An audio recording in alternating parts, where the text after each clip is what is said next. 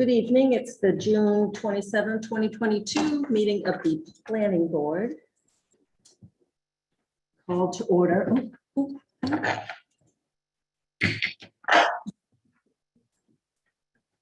the first thing on the agenda is the master plan update. That is me. Quick update. This is the proof of the 2021 master plan. It's out to print. It looks fabulous. The updated copies on the website. Yep, on the front page. On the front page, in the banner is now the updated copy. Enjoy. Very, very talented committee.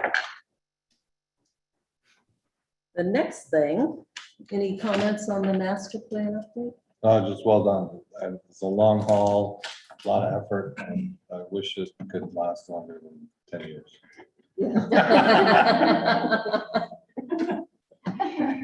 Sometimes it does.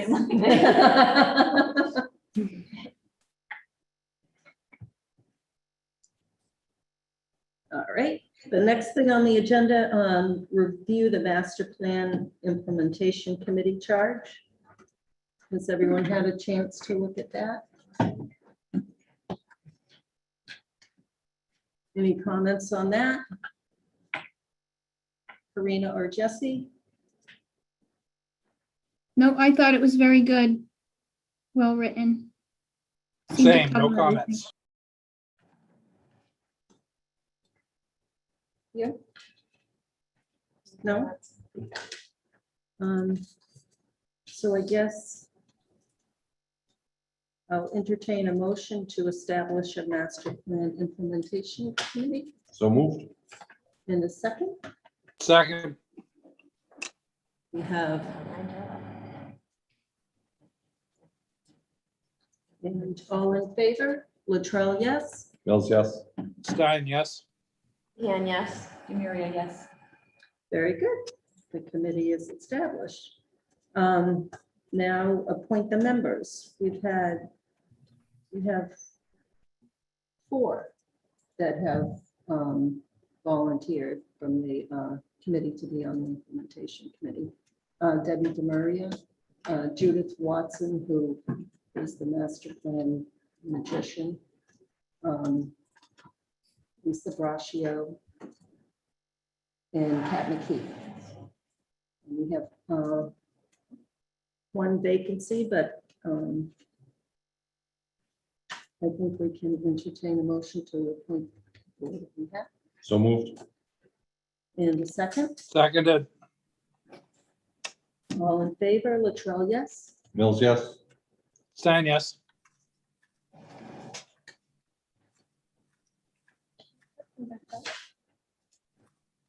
You want to people? Yeah. Thanks.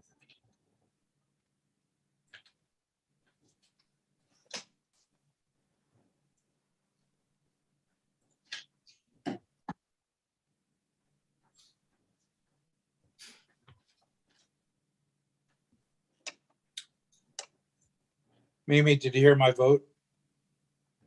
Yes. Waiting for screen sharing. It's up. Thank you. Oh, No, I'm good. I just want to make sure. oh, okay, so you're, so to Jesse appoint was the a yes. members to the committee? You're voting. Jesse was a yes. Oh, sorry. Houlihan, yes. Demiria, yes. Distracted us. Okay.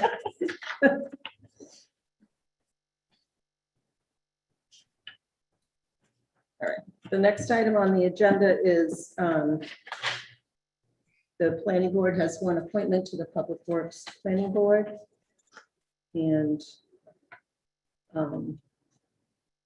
we have one of the current members, Sue Baus, is looking to be reappointed, and also Debbie DeMaria has expressed an interest in being on the Public Works Planning Board.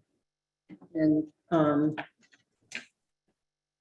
the committee has gotten a lot of attention lately because there's been a lot going on at the DPW that town residents believe should have some public viewing and some public oversight, but the Public Works Planning Board hasn't met. So I would be in favor of appointing Debbie DeMaria. Any other comments on that? I have a comment. So just in doing my diligence, it looks like the Public Works Planning Board, there's quite a lot of disruption in the town around Karen Galligan and the DPW. The last publicly posted agenda was January 27th, 2021. There's no minutes posted nor a response after a request to post the public minutes. So it would say that for a year and a half, this has been not functioning or no meetings, which I find alarming, a little worrisome. So I would second your recommendation for Deb DeMaria. Sure. So I just want to let you know, I put in a public records request for any contract or list of contracts that VHB was awarded to do work for the town. I thought maybe that's a way to find out, like, just how many projects maybe should have come before Public Works Planning Board, just as a place to start. It wasn't comprehensive, but it's the public records request, and I think it's maybe number 47 or 48. And there's maybe, I don't know, 8 or so projects that started in the last couple of years, none of which have gone to the Public Works Planning Board. The traffic study that Mr. Dennington is doing with the VHB engineer is really something that should have gone to the Public Works Planning Board. I've given Mr. Dennington a copy of, how other towns handle the requests for truck exclusions on their roads. He decided to do a global kind of truck exclusion study, but that's really not something that select boards usually take up themselves. That's usually something that goes to the town engineer and the Public Works Planning Board. And then last is the St. Mark's Triangle, which I don't believe went to the Public Works Planning Board. So as part of that, we know that public shade trees were removed. There was a small historic stone wall that was removed. And for some reason, we're talking about having a parking lot in our town center. So really, I think that would have been the ideal kind of project that the advisory would just take up, and then we could hear from people in the community to find out their comments. So here we are years down the road on the St. Mark's project, and people are just starting to, and frustrated as well, because they don't know where they were supposed to express these comments. They should have expressed these comments at the Public Works Planning Board when they were being planned. So just as a reminder, that board was put into place for the planning, managing, and financing of said town. And so that would be the perfect project, because the planning, we don't know how it was planned publicly. I mean, as a citizen, I don't know. It was very poorly managed, and it was poorly financed, to the point now we're all trying to figure things out. So that's a perfect example of something that should have gone to the Public Works Planning Board.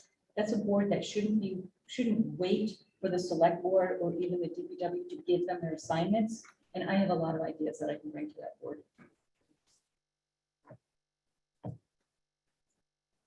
Jesse or Karina? Jesse? Yeah, so I read the email from the current chair of the board in question advocating for the reappointment of Sue Boust. And I'm wondering, since I'm not there in person tonight, unfortunately, I'm just curious if any members of the Public Works Planning Board, Mr. Boland, Ms. Boust, are present tonight, and if they have anything to say about this. Yes, they are both present. Okay. Well, I'd be curious to hear their, responses to Mr. Maria's comments before I were to vote. Okay. Do Mr. Boland or Ms. Bouse? Sure, I can speak. Come up here, please. Come up here. Thank you.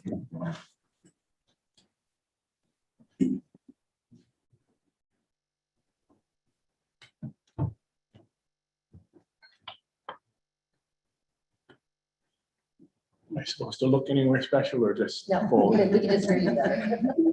Hi, I'm Bill Boland, Chairman of the Public Works Planning Board, former selectman, member of the advisory committee, and longtime town resident. First, I'd say I've been very disheartened by the attacks on the Public Works Planning Board and myself personally from members now of this committee who accuse me of being a former DPW employee and superintendent. So they don't even know who I am, but they're making accusations against me and making accusations against our committee. Our committee was founded in 1991 as part of the establishment of the Public Works Department. We took the Highway Department, the Water Department, the Cemetery Commissioners, and the Tree Warden, and to save the town money, combined them into the Public Works Department. The board was responsible for, early on, trying to help the selectmen implement what a Public Works Department would look like, having eliminated other elected boards who had jurisdiction over those departments beforehand. So there was a lot of work in the initial years to get that all taken care of. It seemed to go well. There was John Boland was appointed as the first superintendent. Former water commissioner was appointed as the deputy superintendent. Everything has gone pretty well with that, over the years. And the Public Works Planning Board kind of eased out a little from that initial role into what was requested by the DPW for us to study and what was requested by the Board of Selectmen. The Public Works Planning Board has absolutely no authority whatsoever. If you look at the statute, if you look at how it's set up, whatever else, we are an advisory board that advises the Board of Selectmen. When they have projects for us to look at, or the DPW superintendent has a project as is coming up next month with water infrastructure, with a potential connection for Hopkinton to the MWRA through Southborough, portable road infrastructure, and some other things.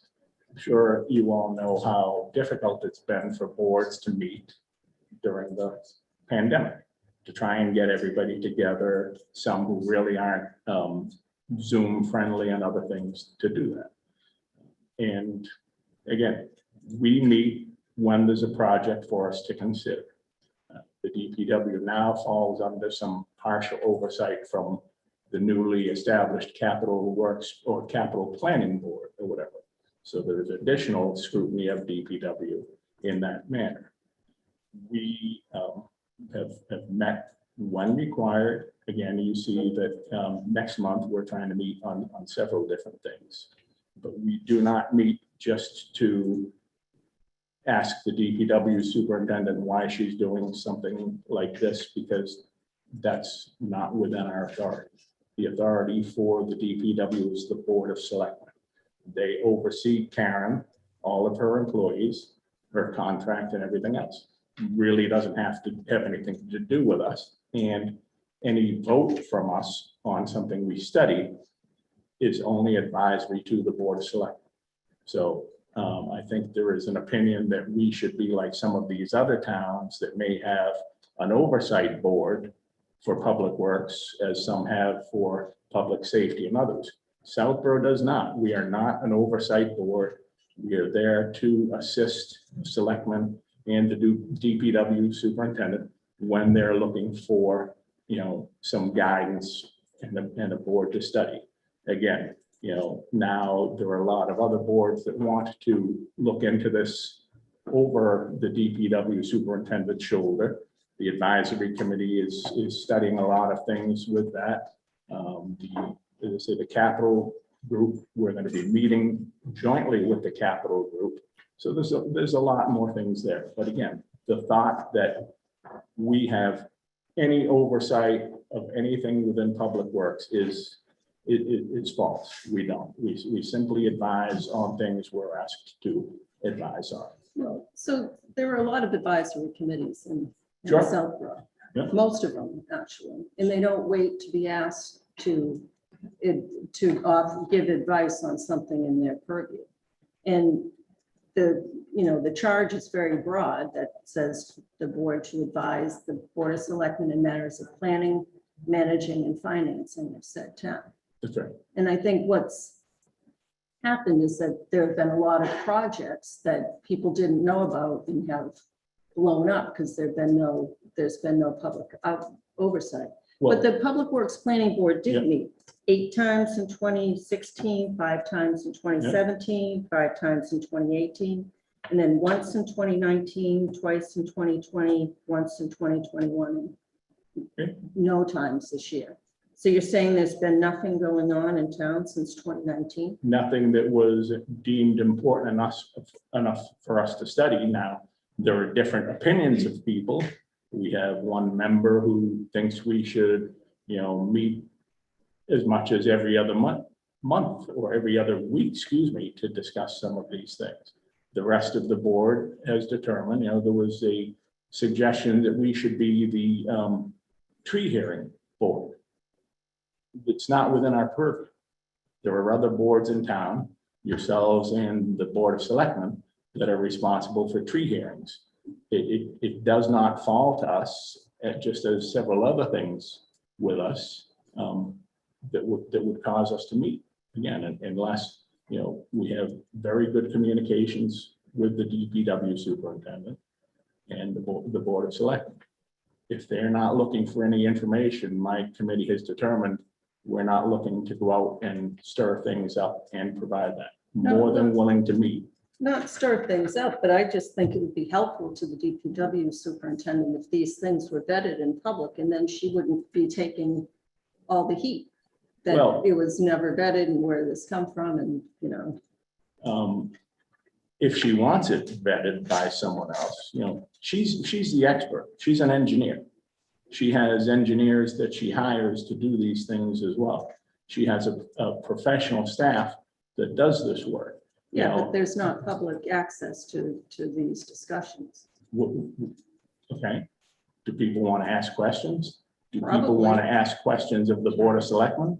Yeah, Then they should ask the Board of Selectmen, and if they don't have the answers, they should ask us to look into it. Again, this town seems to be becoming one which everybody wants to have oversight over everyone and no second one's guess ever what they said do. oversight. It's called transparency.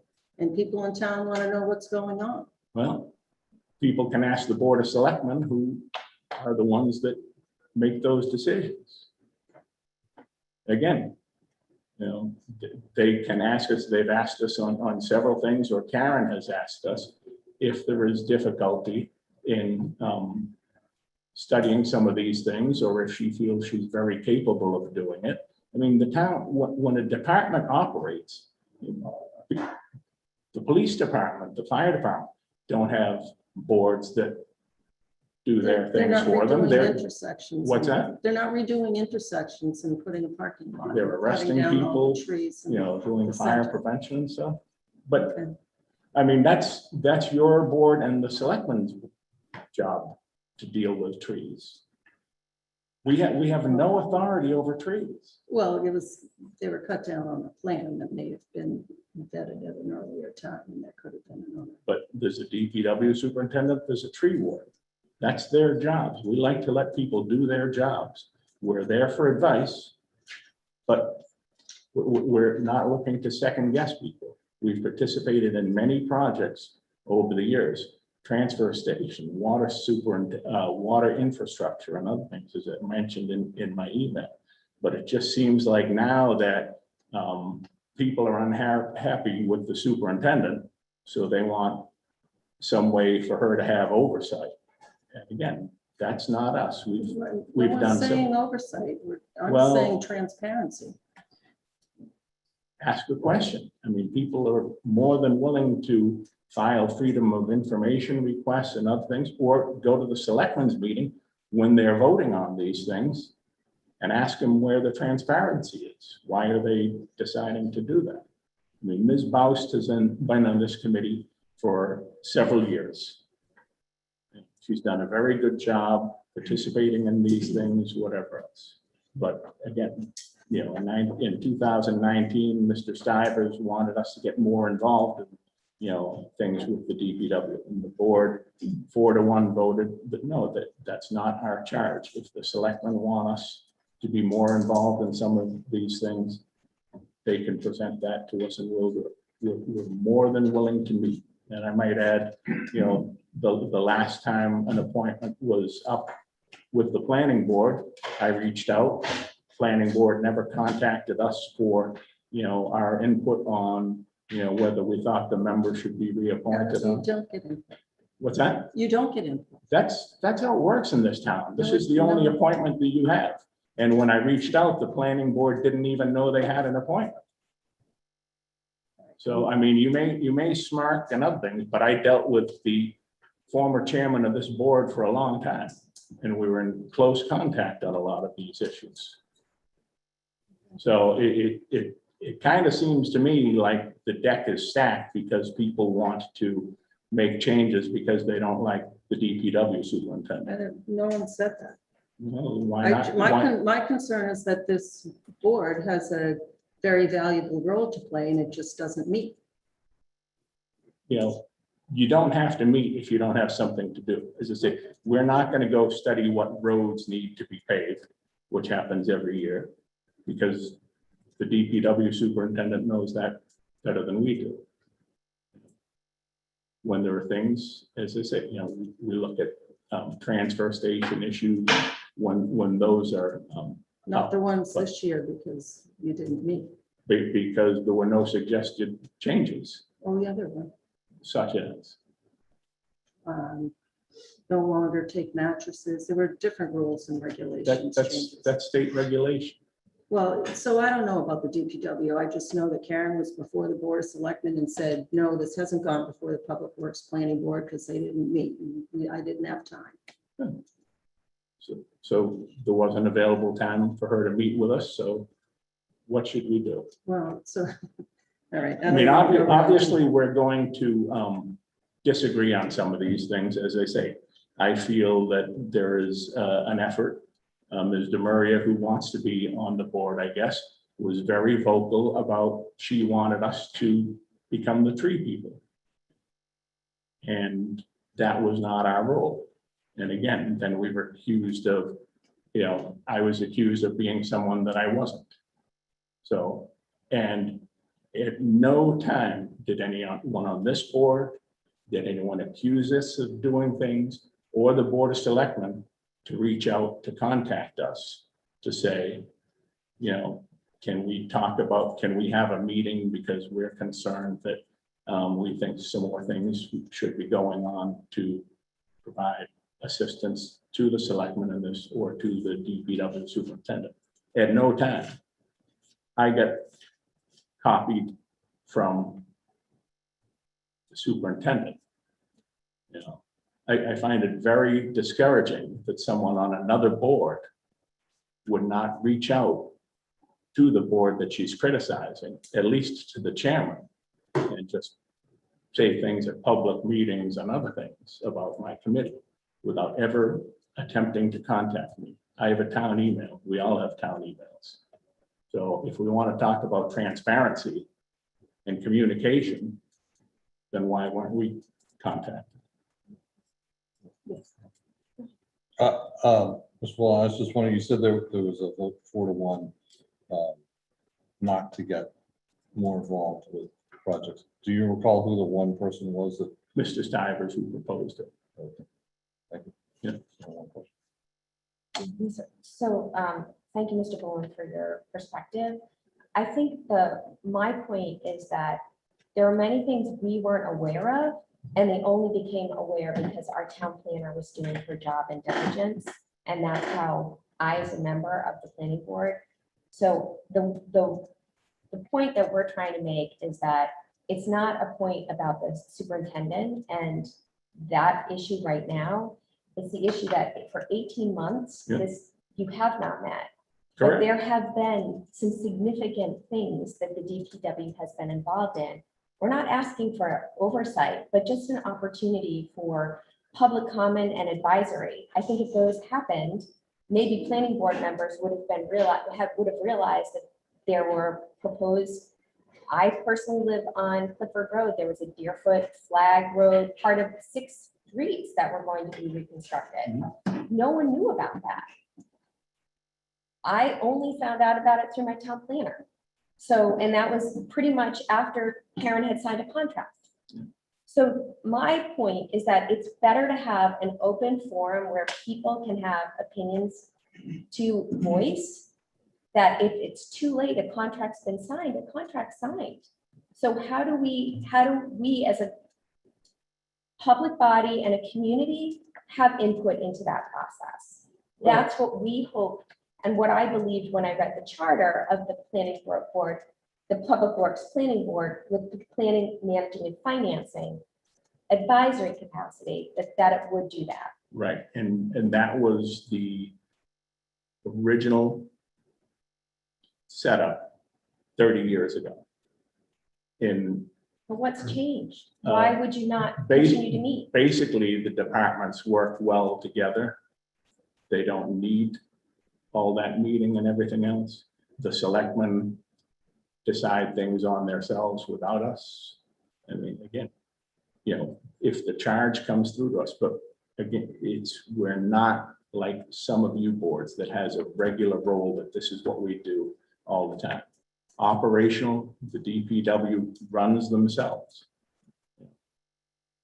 People might think, of course they do. The police department runs themselves. They've had some issues over the last 18 months that you have not met. That's all I'm saying. Well, I believe it's time for some sort of change, some more proactivity. on the well, public I would works suggest that you allow Ms. Baus to speak after me because she's the member who you're looking to oust because people don't seem to like the way that the DPW runs. Maybe it's time we have a public safety oversight board and oversight over some of the other departments. I just wanted to add, in many towns, actually, the DPW superintendent doesn't really even attend these meetings, or if they attend, they just listen. Really, it's about providing the plans so that people have a voice, they know where to go, they can call up, they can tune in, they can drop in, and they see what's going on, they know what's going on the roads. I don't see this as much about the DPW superintendent as really giving the people a voice. And I just want to remind you that this is a legislative act, so this body has to meet. It has to be an advisory, so it's different than the police. Police don't have an advisory board. Fire doesn't have an advisory board. This was a ballot initiative back in late 1990, I think, or maybe 91, became a legislative act. So it's an advisory. It's there. You can't just decide that it's not going to function as an advisory. So we're starting to see Ms. Galligan go straight to the select board. I've contacted several of the members to alert them to say, I don't think you should entertain that without some proper advisory. Many of the advisory boards don't wait to be contacted. The capital planning group comes up with an agenda. The advisory board comes up with an agenda. They're not waiting for the select board to give them things to do. And that's the way that I see that this as well. And this is a legislative act. We have to meet. Do you know why it's a legislative? Because it was a ballot initiative.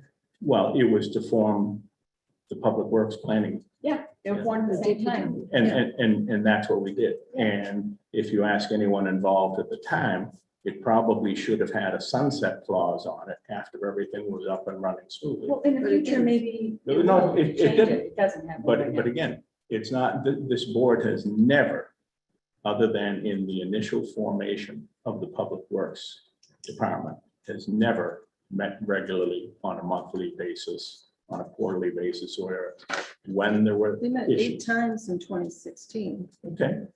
Do you know what they were looking at? 5 in 2018, so that's. Do you know more than what, 4. do you know what some of the issues they were looking at were? I don't have all the minutes memorized. Well, one of the last times when people were disgruntled, when they were talking about farming out the work at the cemetery. Okay, So that was one area where people got interested and there were a lot of so hearings. people are interested in. Well, then, as I say, there are things going on starting next month that the board will be meeting on. And we've been looking to establish a date to mutually meet with the capital committee. But, I've said my piece. I think minds are made up here. without ever reaching out to my committee, which I say I'm, extremely disappointed about. If people are disappointed in a committee and they just want to talk at their meetings, whatever else, and not reach out to that other board, I'm very disappointed by that. That's not the way town government should work. You may think town government should work that we meet more often. All you had to do was send an email, have the planner call us, have the chairman who I spoke to all the time say, can you come talk to us about, maybe you could have a role in tree hearings or anything else. Nothing. It was just discussion at meetings. We were never contacted, never notified that this was going to be discussed at a meeting. And that's disappointing. It really is. To look at our committee and say, we're negligent in not meeting, but we were spoken about at meetings and you never reached out to us for the opportunity to give our point of view on it. Again, I find that disappointing. So I don't think you folks are doing your job if you're not contacting other committees and you're talking about them at your meetings. Well, I think we received a letter which the chair forwarded to you. That's correct. So that's not contacting you? You got a response. Okay. And again, it wasn't addressed to me. It was forwarded to me for response. And I responded. And it didn't even identify me. It thought I was someone else. Okay. Yeah. So, Regardless. Again, if we want to talk about, our committees doing their due diligence on things, I'm disappointed by that. Okay. So I'm going to step back if that's all right with you. And I think you should give Ms. Baust the opportunity to speak because she's been on this committee for several years Okay. and she'd like to be reappointed. All right. And we'd love to see her reappointed. Thank you. Mimi, could I just interject one thing? Can you hear me? Okay, just in order to try and help reconnect this disconnect a little bit, which seems to be a okay term to use. In looking back at the agendas in 2018, there were some items about Deerfoot Road, Flag Road, intersection, the transfer station, and it seems as though as the way it operated then is a little bit more in line, the way the Public Works Planning Board operated then is more in line of what is currently the expectation. So I don't know if it was before that the same thing or whatever, but just in looking back, it looked like there were projects that were discussed at the Public Works Planning Board, but somehow maybe the information didn't come from Public Works Planning Board and maybe make it to the planning board, or I don't know who asked those things to be on the agenda, but in just looking from an outside view, because I've only been here 5 years or so, but it seems that it appeared to be functioning like that way the planning board members are expecting it to. So it's not like far off. I think that there's like a communication gap between what was actually happening and the experience of people seeing what was happening. I don't think the Public Works Planning Boards were videoed, right, Bill? Back in 2018 and such, they didn't video, they just had meeting minutes, right? For your board?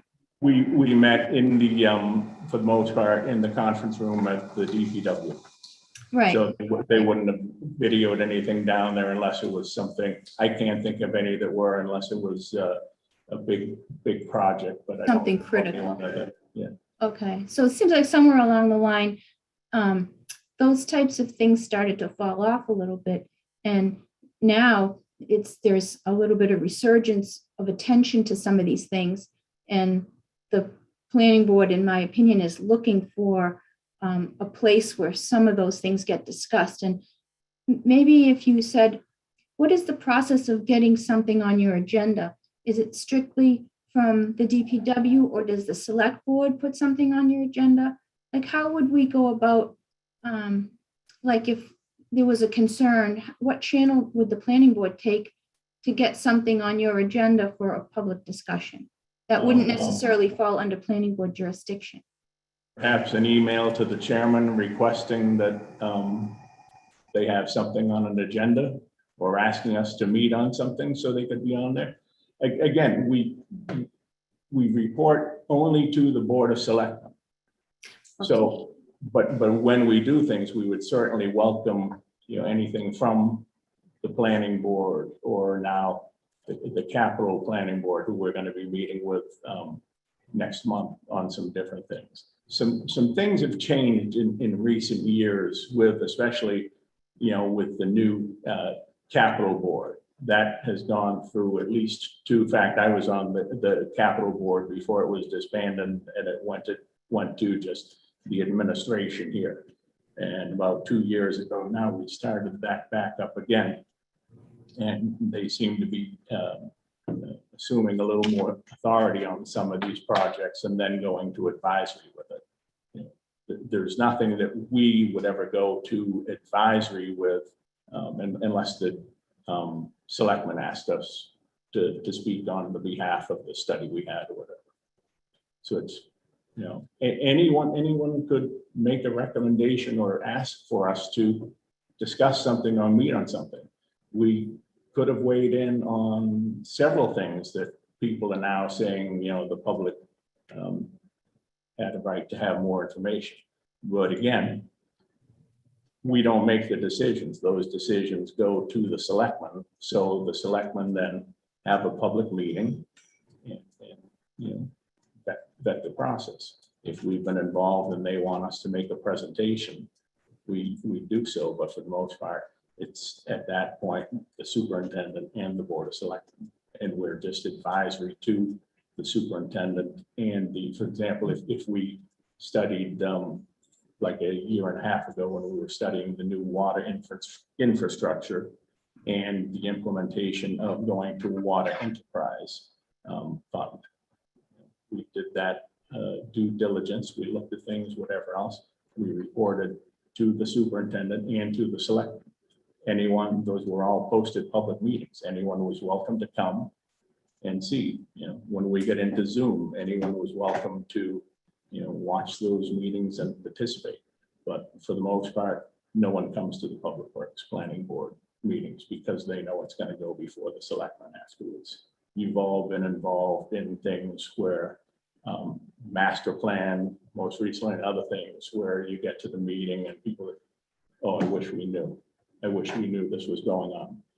Well, there were posted agendas and other things that we chose not to attend. So there's been less going on in public meetings lately because of COVID, and we haven't met when not required to. Now things are relaxed. There are projects coming up, and we're going to be having some more frequent meetings to discuss this stuff. Everybody wants to know what's going to happen with this proposal for Hopkinton to get water. So there'll be meetings on that. Again, from our standpoint, it's only an advisory. We're, preliminary things to see if it makes sense to us to, recommend that the selectmen do it. And just one more question, Bill, and I don't want to take up a lot of time here, but for I'm example, sorry. no, that's okay. For example, and it's just for my own insight, when the DPW works on something like complete streets and they have a chart, a list of different projects, is it the Public Works Planning Board that prioritizes those, or they make recommendations to prioritize, or is it just generally, am I missing anything? Like that seems like something that's, a perfect fit for the Public Works Planning Board when they review those kinds of initiatives. And we did look at the complete streets proposal and everything else. But then once we bless that, that goes to the operational side of DPW and to the selectmen if they need approval on a particular project. But operational, once we look at it, that's up to DPW. And then we don't look back and say, you did it different, because we don't have any authority to say, you've got to do it this way. This is, Okay, so you make a recommendation, however, ultimately, the decision of the priority goes to who you're advising. goes to the Board of Selectmen. Okay, And, Thank you. and then if warranted, they would have public meetings on it and would be posted. But our recommendations would be before them. Okay, I understand better. Thank you. Okay? Thank you.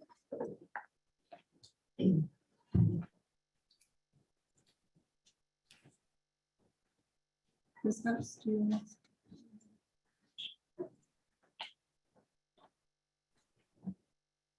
Thank you. Hi, everybody. My name is Sue Bowers. I've been on the planning board, Public Works Planning Board. I don't even know for how long. I was on the Main Street Design Working Group and various other committees. At one point, I represented the Public Works Planning Board on the Sidewalk Committee.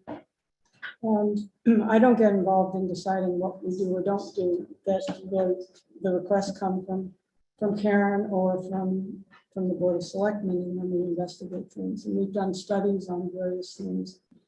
I'm very even-handed. I like to listen and just make decisions based on the input that I get from the people that we talk to.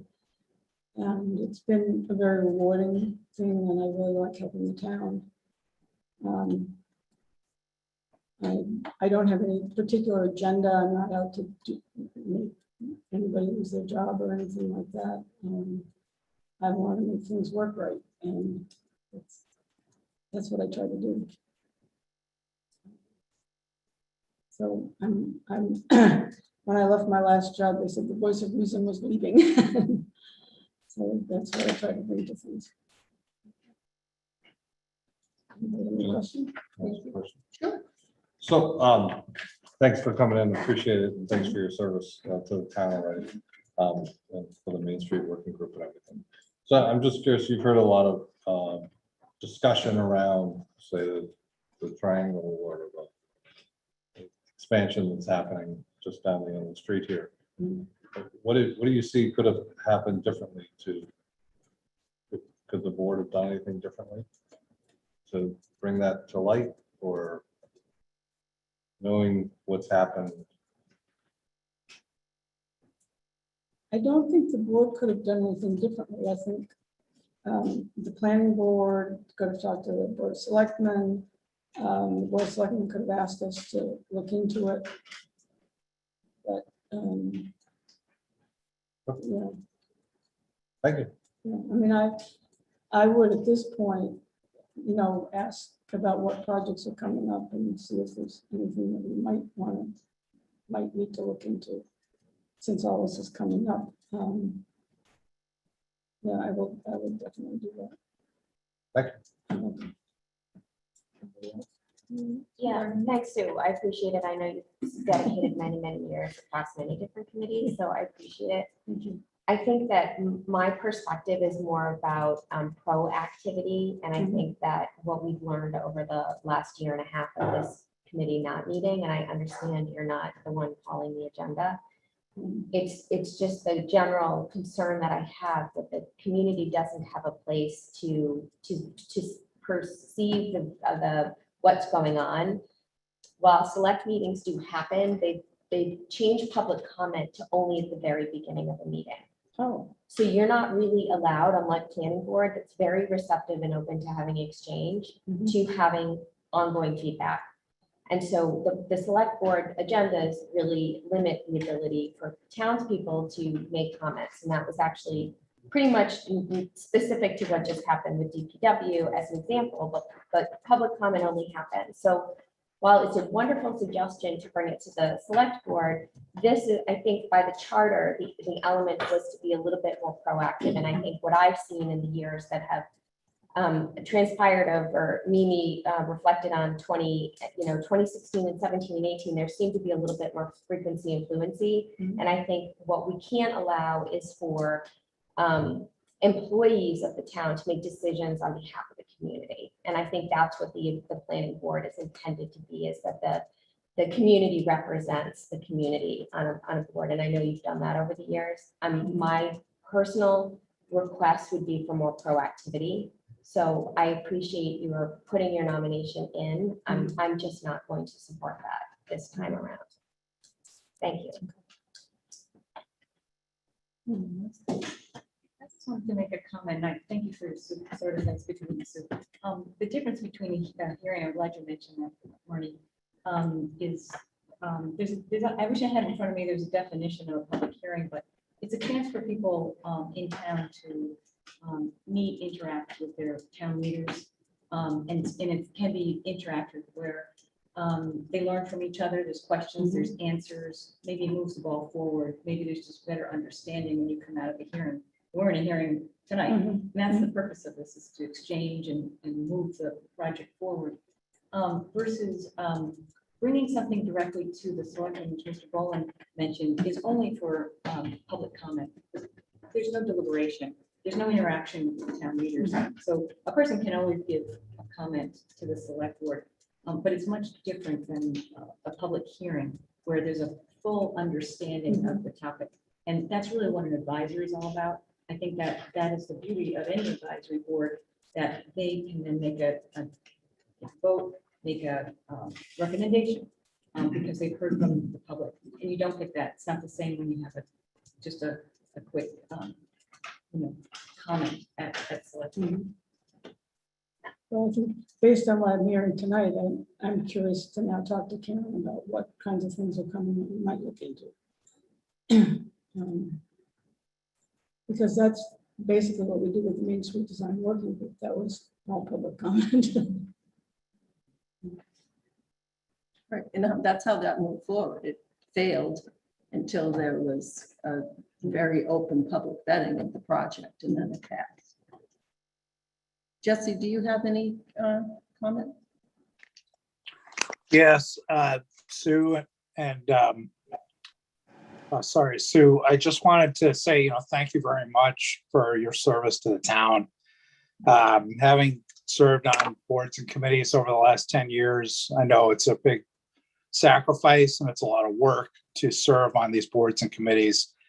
And I personally do not like being in this position of having to make a decision on an appointment between two good candidates. It's a terrible, spot to be in, but I have to do my duty as a planning board member.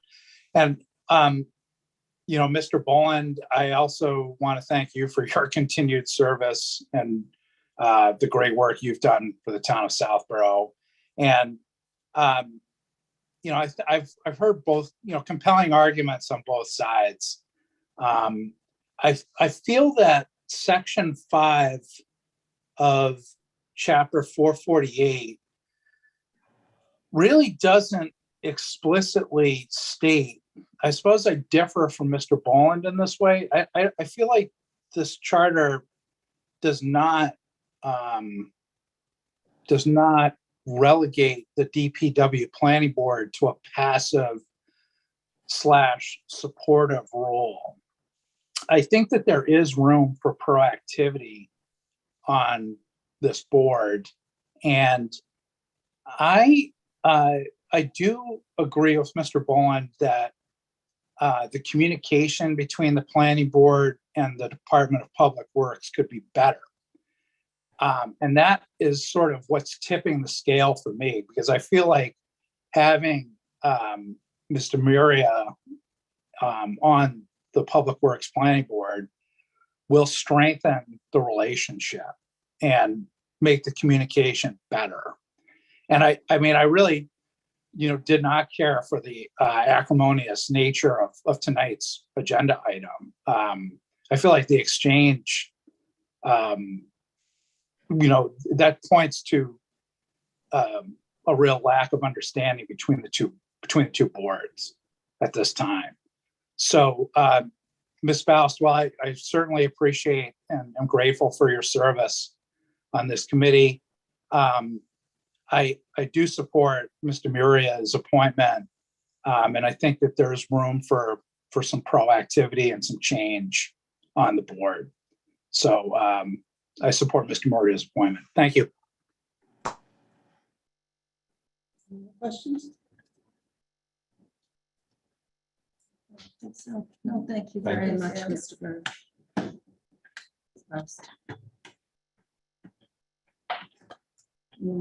So do I hear a motion to appoint someone to the Public Works Planning Board? I'll make a motion to appoint Mr. Maria to the Public Works Planning Board And is there, as our second appointment, because we only have 2 appointments. The other 3 are made by the moderator, correct? that's correct. Second, Okay, we have a motion and a second. Any discussion? All in favor, Latrell, yes? Yes, yes. Stein, yes. Leanne, yes. Thank you, thank you. Thank you.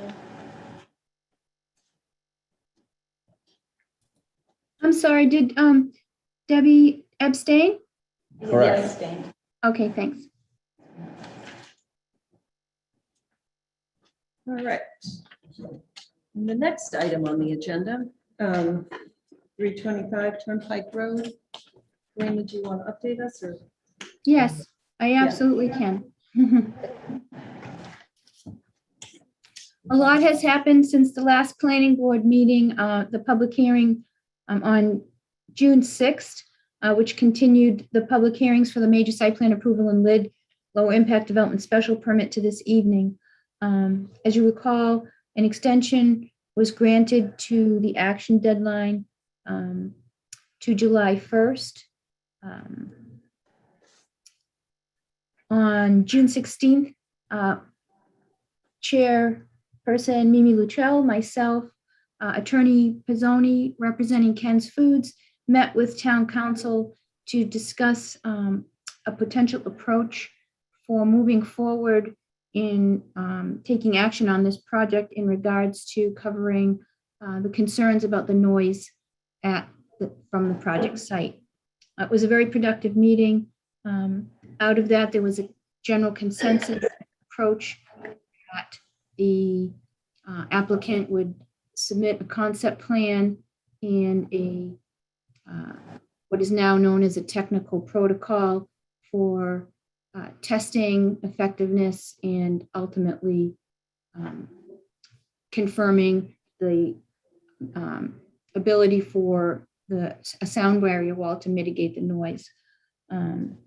There was email back and forth several times in order to come to terms, and Town Council drafted a condition number 14, which relates to the loading bay night use and also noise from the refrigeration units. In the interim, we did receive a submission number 7 from J. Crow Associates, the designer of record, in which they addressed, indicated they addressed the landscaping questions that remained at the last meeting. There was some confusion about plantings shown on one plan and why aren't they shown on the other. So I believe it addressed some of those issues.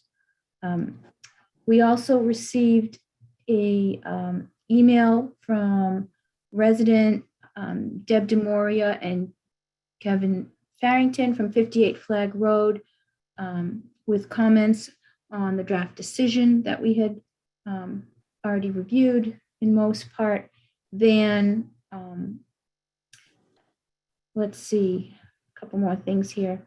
We received on June 24th feedback from the Board of Health Chair Chelsea Malinowski in regards to a meeting that the Board of Health had with the applicant and the abutters on June 21st.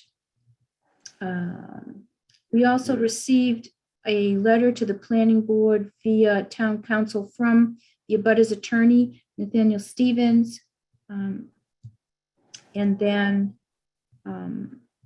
as of this afternoon, we also received a pretty final draft of condition 14 from Town Council that included some minor or some revisions from a meeting that town council had with me and the chair and my assistant Colleen, just to make sure everything was in order for this evening. And that brings us to this evening. You should have all the information you need, and that's what I have. So a lot happened from the last meeting. And it's my understanding that Attorney Pizzoni is present, and Scott Doty from J. Crow Associates is also here, and most likely Mr. Bourne, warehouse director from Ken's Foods. They are all present. And I should just mention that planning board member Debbie DeMaria did recuse herself from this.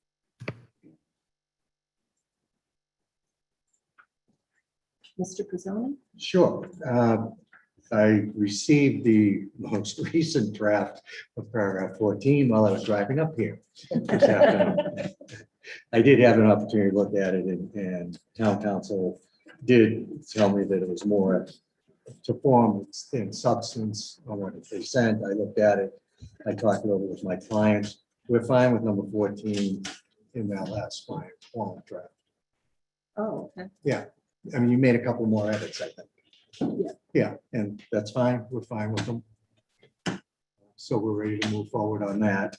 I believe we went through the decisions previously on all the other, findings, and you actually had looked at those and voted that they were in appropriate order the last time we did. And we were just working on coming up with 14, and I believe Karina hit everything that I was aware of that has come in. So we're ready to proceed forward, I think. And Scott, I think you got the last set of plans Right. with all those revisions. So if there's no further questions for us, we're ready to move forward.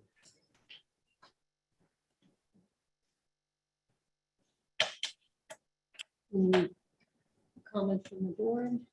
Mr. Mills? I'd say it's been a long time getting here. Yes. Appreciate the partnership to get us to this point. And understanding, I think, on both sides. Considering, the number of meetings that have been planned and all of them, for whatever reasons, there's been a lot of extensions and everything. I think there's been a lot of give and take on both sides as we've gone through this to get to this point, which I'm glad we're finally here. And one other point I would make, I did find out from Mr. Coates today that he and the other expert are planning to get out to Ken's in the next few days to start some of their testing. It won't be the full blown testing. They're going to do some on site and also figure out how they're going to do the boom to test 1.5 feet above where the wall would be, because they have to hang something up there. So it's moving forward already. So. Thank you.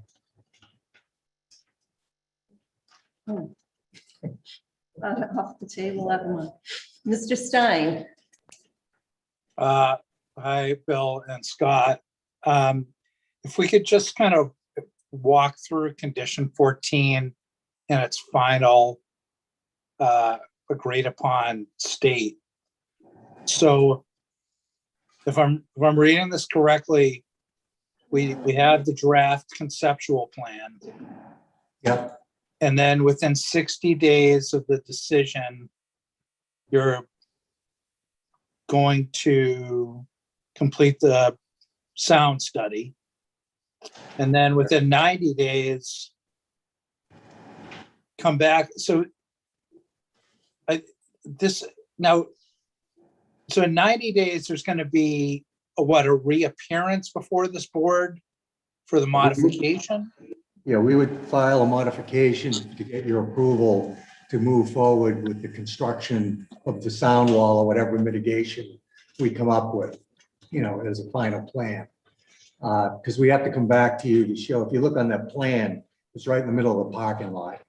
And part of our drainage and wetlands infrastructure control is under that pavement. We want to make sure that footings are going to be able to be properly placed and traffic safety is going to be able to circulate as well as public safety vehicles in the facility.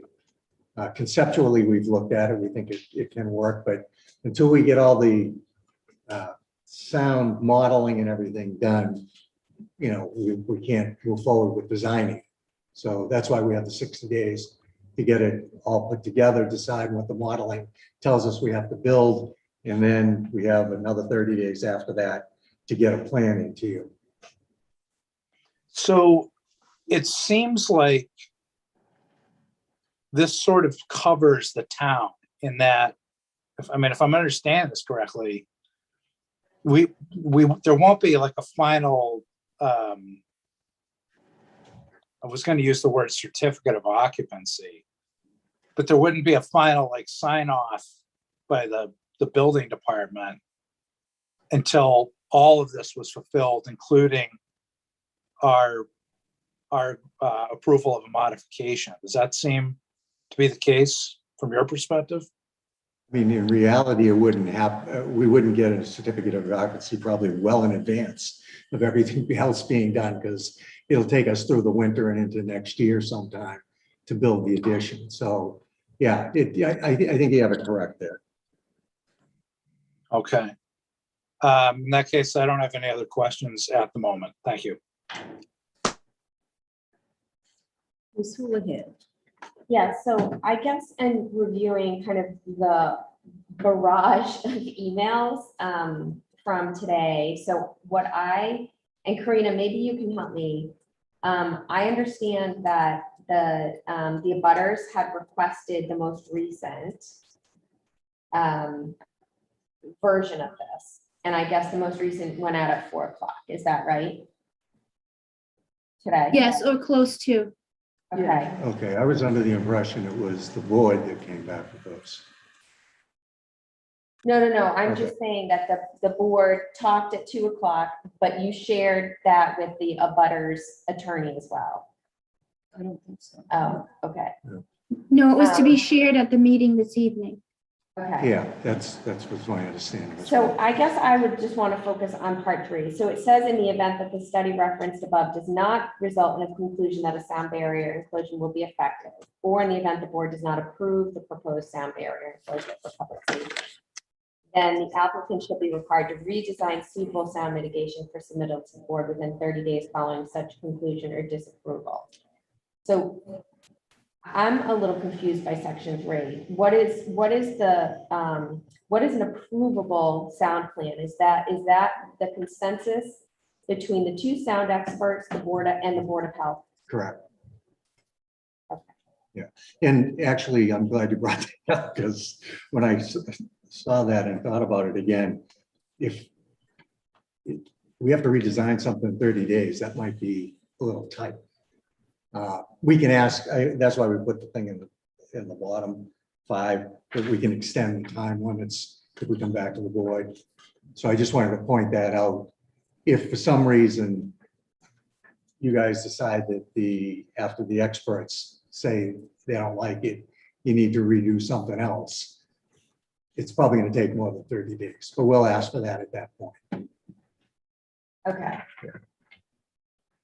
But that's what that 3 was intended to do, based on your conversation with Council Tellerman. Marina. Okay. Yes, so to be clear, the conceptual sound barrier that we have in the plans and is mentioned in this Yeah.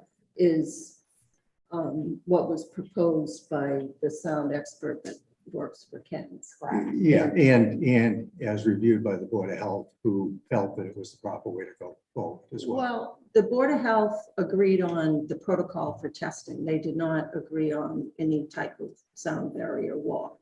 Well, we agreed that once we get all the material back and determine if it's effective, yeah, that they're okay with it. Yeah, I guess you're right. They approved the protocol up front. They Yeah. haven't decided what's the best way to go yet, because we don't have the sound analysis. Right, and that's going to be a collaboration Yeah. with the 2 sound Yeah. experts. Right. So that may be the way to go, but that it may not be also.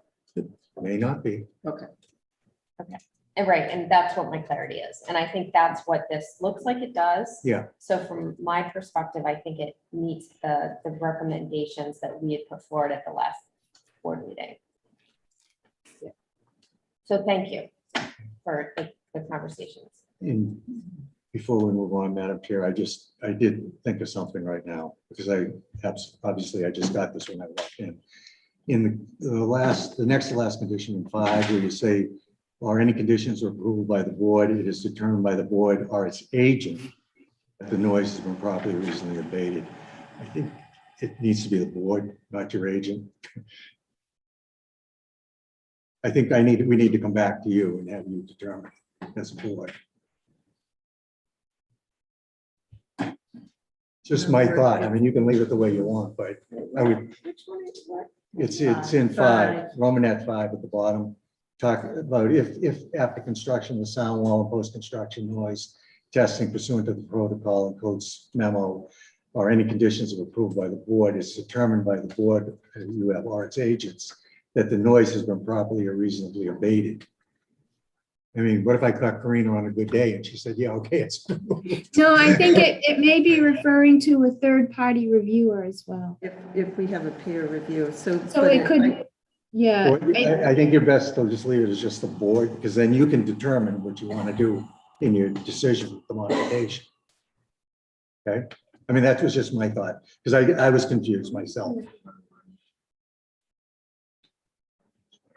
Yeah, I mean, that seems to make sense to me. We can take the input from a, from a peer review and then, but we would ultimately. Yeah, you guys would be making a decision, right? I would agree.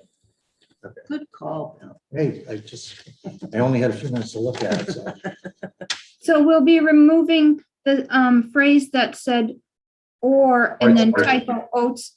It's a agent that, Yeah. take or that its out. agent, right? Yeah, just that, Right, yeah. you take that out, yeah. Or its agent, delete.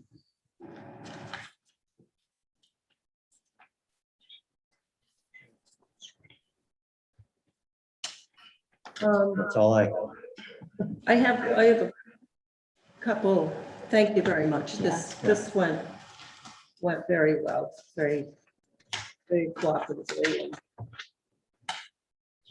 I just have a couple of things on the landscape.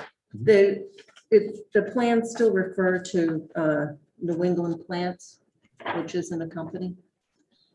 New England wetland, right, should be Right, New England wetland. Right, plants. yeah. So I had mentioned that at the last. Yeah. Meeting. Can you just repeat what it should state?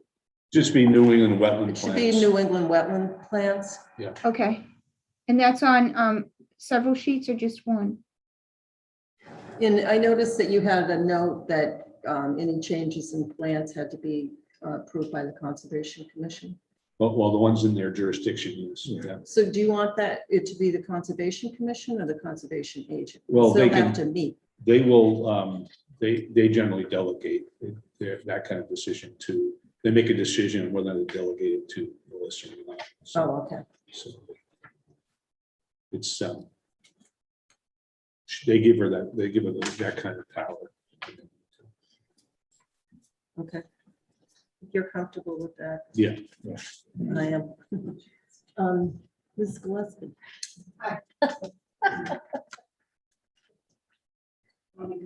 Yes, otherwise we can't hear you. I'll let you sit next to Scott. Yeah, we did also in this interim, we also had a good meeting with our wetland biologists and Freddie and Melissa to change the planting plan to incorporate many of the native that had been suggested. I think we had a problem with putting the boy plants in the wrong place, but we can fix that in the field. I can put the boy plants in the right place. I was commenting just on this issue, which was, I thought, and maybe Karina knows, or if it's in your decision, that any changes would be collaboratively reviewed by the town planner in collaboration with the Open Space Commission and the Concom, because this is a site plan of the planning board, not just the Conservation Commission. And throughout in the notes on 6, 7.1, under number 2, it has that language. It's just the Conservation Commission and the planning, your town planner, sorry, I just lost the words. The town planner and with consultation with the Open Space Commission is what we had listed before. And as long as it's in the decision, I don't know that it's, unless you're changing this, are they making changes to the plan anyhow? The purpose of that note in that matter is, the fact is that in these areas where the specific mitigation was called out by the Conservation Commission. And that's where that really has to be ultimately a Conservation Commission decision on those elements. They're going to be the final say on that within the buffer zones and such. So, and especially in those areas where it's wetland mitigation. Not that there won't be consultation as such, but ultimately it's their decision. Those aren't plants, for instance, that were put on the plan for planning purposes or zoning purposes or primary for wetland mitigation and buffer zone enhancement and riverfront mitigation. But weren't some of those part of the previous site plan under planning? The landscape? bioretention was always part of a wetland mitigation plan with the commission. The only plantings that we had that were purely planning in nature were the ones, we'd say, around the front of the building, in the upland areas. So, by way of that being said, no objection at all to the point that Freddie's made and suggestions she's made. My question would just be, how is that documented? If it's not on the plan, was there a line in the decision? I haven't seen the most final decision. And while I'm just sitting at the table, I would say that we did have that meeting and was very pleasantly surprised at how much of our recommendations they incorporated into this. From the planting of the placement of the plants, being grouped together instead of spread out. And that's based on scientific research, why you do that, as well as the composition. We went through Dr. G. Gear's list pretty extensively, and the wetland scientists and Scott were able to add it in. We left with him saying he would try to give 50% of those plants, and I said I was more of 100% kind of gal. And I think we've gotten somewhere between 50 and 100, yeah. we've gotten a 60 to 80%, so, more towards, so it was very good. I mean, very pleased with that. Plant list was good. It is good, and it's gonna be a good, because of Freddie, that. before you move on, I just want to confirm that in the decision for both the major site plan approval and the lid, that conditions 9, 10, 11, all related to new plantings, disturb or restore grasses, and the meadow, all included, shall be approved. So planting materials and substitutions, including substitutions for plants that die, will be approved by town planner, conservation agent, and with consultation with Open Space Preservation Commission prior to installation. Thank you. I recall that was in the decision, so I was just surprised it wasn't on the plan, but it's in the decision. I guess that's okay, good enough, but there was just one other minor, but it's worth mentioning because when it's over, it's over. On page C5, in the middle, it says, bottom of a paragraph, it says, where it says established 37,500 square feet. It says applicant will work with OSP Commission on public awareness program regarding native plantings. Now, that's nice that it's written here, but is there anything in the decision, or is there any way we could say, you meet with us once a year until it was established? Because what would that program be if we don't ever talk, or we don't, does this just get filed and that's the end? I'm not sure. I want to be sure someone takes our call or that they call us if we're trying to do something here. And I don't know what it looks like, but we should have a conversation. Well, I think it was something I think we expected that we would work out with you as time goes on. If we want to meet once a year and evaluate, certainly in the first 3 years, there's going to be a lot of reporting on this, a lot of follow-up on the plantings. And I just see that because it's written on this plan, it becomes an official part of this approval. Is there any more documentation? Like, what does that mean? We never, it's a great idea. And I'm happy that you're willing to work and this came about, but what does it really mean? We never really discussed that. It's like the, what is this, the 11th hour or the, more like the 50th hour? It's been a lot of goodwill, I think, and Ken's in terms of some of the things they've been doing and changes and making. I think that the expectation is that we should meet with you at least once a year. I don't know if we need to create that and put that into decision I around don't the know or plans. not, Yeah. but I just thought I'd bring it up because I'm happy it's here. I think it's a step in the right direction. And I think this whole plan, this landscape plan is a great opportunity. And as we said when we first met, Bill, you were there, you know, it's an opportunity for Ken's to do some, this is the way landscaping is moving and you're ahead of the curve. And I mean, it's these articles about what you're doing are in the New York Times, you know, prestigious newspapers, magazines, all the time saying we've got to get that way. It's up there with climate change that we have to change our landscaping. And you are ahead of the curve and part of the solution. And I like to collaborate and hopefully make that something we can all be proud of in Southfield. Well, I would think that making this as a matter as a part of the meeting minutes for this hearing, saying that we commit to meet with you annually. Ken's Foods commits to meet with you annually on these topics would be good. Yeah, that's why I brought it up to be part of the minutes. So aside from that, we're, you know, these plans are great. The Open Space Commission reviewed it. We had the opportunity to review the list, if not the plan. So thank you. Anybody else? So based on that, are there any changes that the planning board wants on the plan, or was that acceptable? That's reflected in the discussion as far as any language? We have one scrivener's error that this wetland word, I don't know what it seems to be avoiding us. But I think that's minor in detail. I think we all know the company that we're talking about. Yeah, but is it written on the plan? Yeah. Yeah, it's just not, yeah.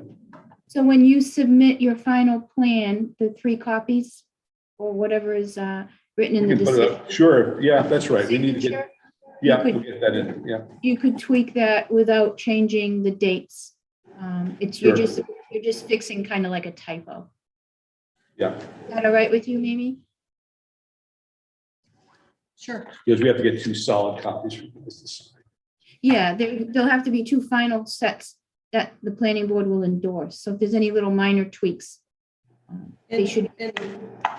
In having the changes or substitutions be in consultation with the town planner in the OSPC, does that need to be on the plans if it's on the decision? I know we've had it on the plans before. I did mention that at the last meeting. Yeah, I believe, Scott, you were indicating that the particular note that you're calling out, is it in more than one spot or is it specific? It's in one. We'll make that change. We'll change You'll add that? Okay, As long as it's clear that the Conservation Commission is really the jurisdictional body in that area, in those areas. Thank you. so you'll make those 2 changes. That all Yeah. the little plantings around it? What was that? I'm sorry. Sorry, maybe that's. I missed it also. What We're was that? talking about review by the planning board. Yeah. Town planner That's in consultation with In OSPC. consultation with the OS. That is, I found it at least at C6, C7.1, and several times where there's a note number 2.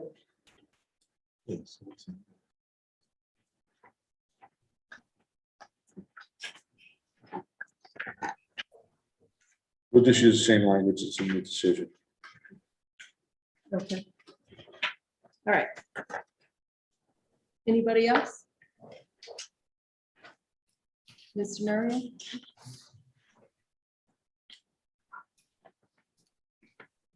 Debbie Maria, 58 Flag Road, member of the planning board, but speaking as a citizen.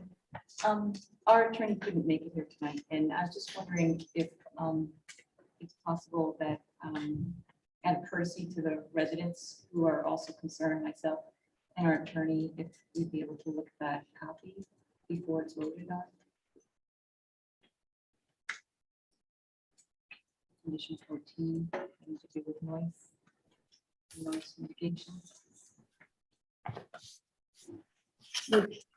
So did your attorney saw the previous? So the version, so we've been careful in not looking at copies because you know, upon his advice, he's asked that he only receive copies that are put into the public domain. So the version that I sent him to look at was June 16th, that was discussed at the May meeting. So the condition 14 was never put into the public domain. So he hasn't had the chance. to Well, review it was, but not in this iteration. There was a condition 14 in the previous decision. So the latest that I gave him, it was just yellow and it said to be filled in by town council. Oh, okay. There was prior to that, where we had a complete several paragraphs that were included in condition 14. It wasn't until town council agreed to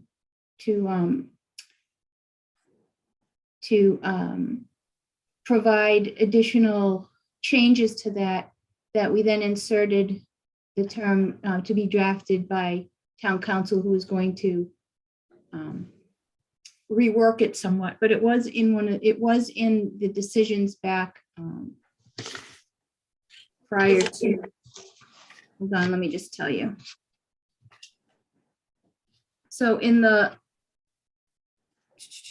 hold on. So in the decision that was discussed at the May 23rd, 2022, and then the June 6th also had, I believe, a copy of condition number 14.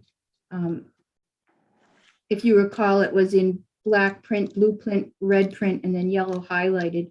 There was, and we can call them up on the screen too. There was, parts I, triple I, and there was even language in there about a bond, which we since found was not the way to go.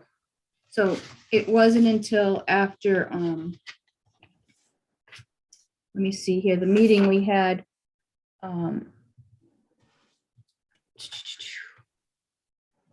with town council on the 16th to discuss an approach that town council said that he would try and rewrite some of the parts of that condition number 14. So in order for him to be working with the one that had updated dates and everything, I sent him a copy with one line that says condition 14 by town council. It had just modified it back to one line so he would have understanding that's where the new language would go, or the revised language. I don't know if that clarifies it, but it was in there before. It's just modified now. And we can put it on the screen as well, if that's what the planning board would like to see. I'm just looking for clarification, Karina. Was that put into the public domain? Are you saying that was released with the minutes? It was shown on, yes, I believe it was released with the minutes, and it was shown on the screen at the prior two meetings.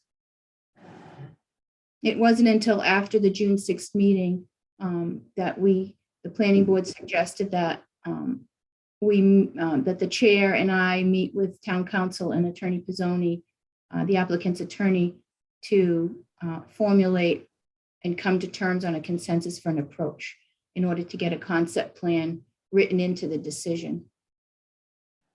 Remember at the last meeting, Attorney Pizzoni had said, I do have a concept plan. And there was still question as to whether that would be built into the condition or not. And that's why we met with town council and Attorney Pizzoni to go over town council's recommendation that a concept plan at a level that the planning board could feel comfortable to move forward with action with enough information, that and along with the protocol for testing would be incorporated more specifically into the condition and less generically, so that it solidified the condition. Not just a plan would be proposed later as part of a modification, but that this concept plan would provide a firmer stand on a mitigation approach, along with post permitting conditions to make sure that that mitigation takes place and then is also vetted by the planning board through a modification. So, it's kind of evolved to where we now have a condition that specifically states a concept plan with a date, and then post-permitting tasks based on the protocol that I believe was vetted at the Board of Health meeting on June 21st with the abutters and Attorney Pizzoni. It's my understanding, the applicant and the Board of Health at that point. I believe Mimi mentioned that previously, that the protocol of testing was something that was consensus on by all parties. So those specifics were built into this feature, built into this condition. Okay, thank you for clarifying. So then I just wanted to mention to the board, I put forward some proposals that I was hoping that the board would consider.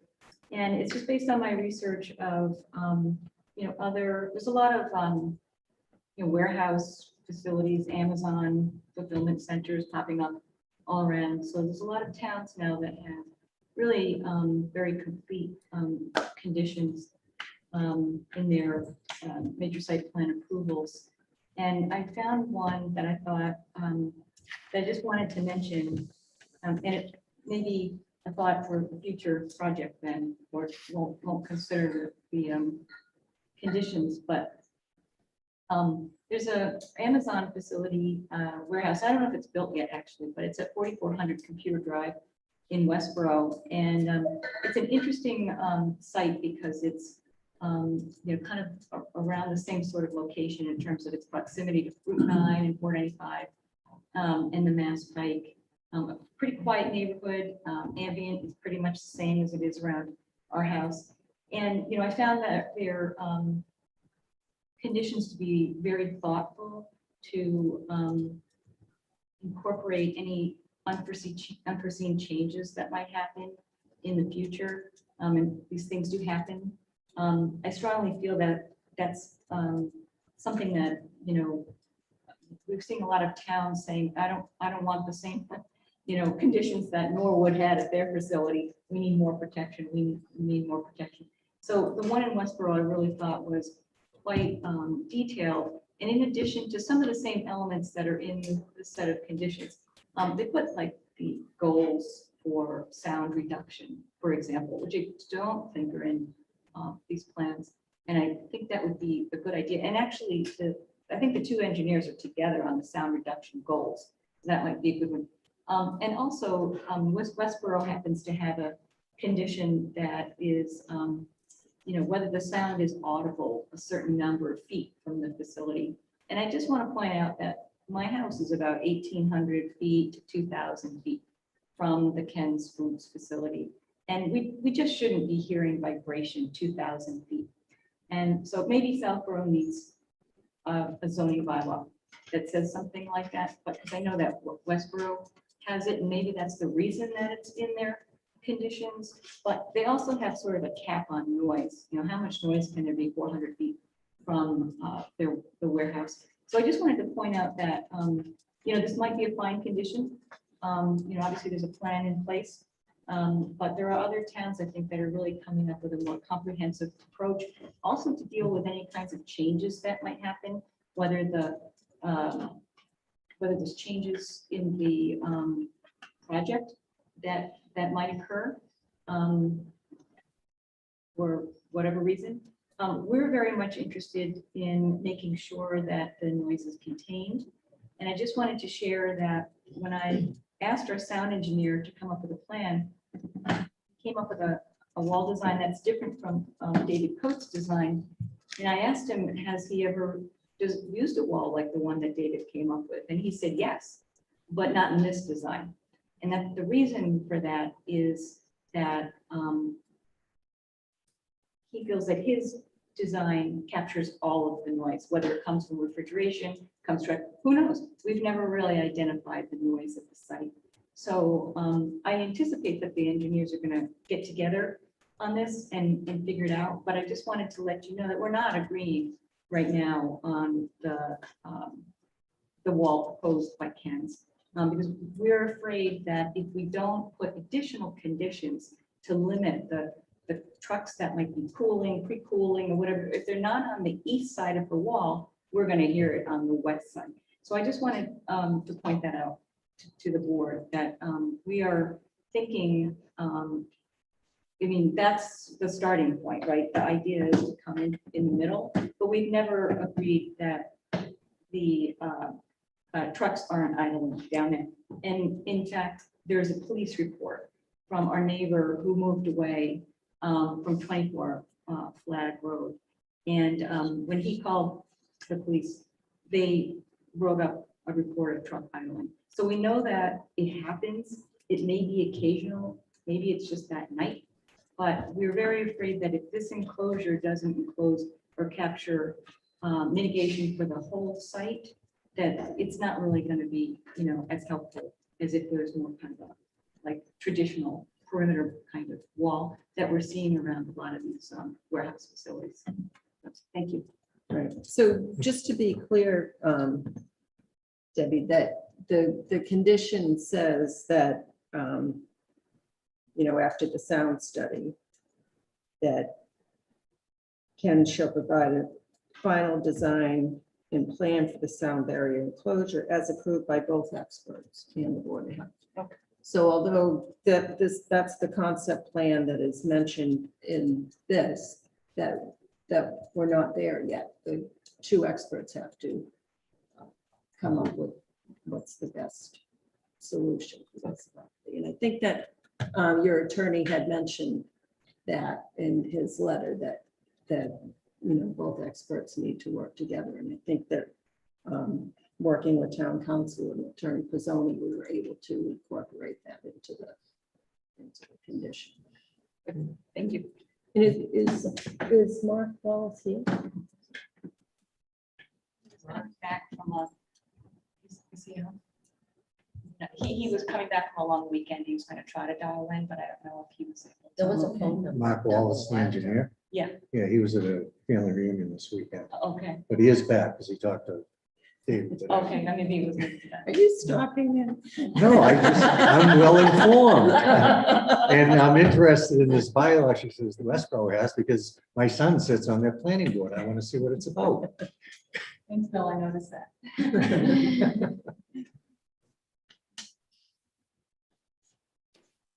Okay. So, okay, so now that we have agreed to 14. Yeah. I have not seen a revised draft decision. Is that correct? Okay. So we have nothing really, I mean, Well- I know we reviewed a lot of the points, but we don't have a document. And at least my experience from something many years ago, I want to make sure that we go through to make sure that everything in the draft decision is what we have all agreed to. We all agreed to this one here that we went through the other night. The only thing we had to agree on was paragraph 14, which is in front of you now. So if you guys are okay with paragraph 14, Karina inserts that in here and we've got a final document. I would also just like to point out that I will still also have to just update the dates of the final plan.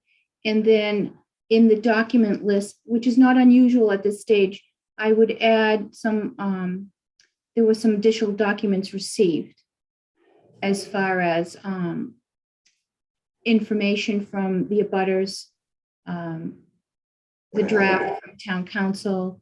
Those get added to the list as the others were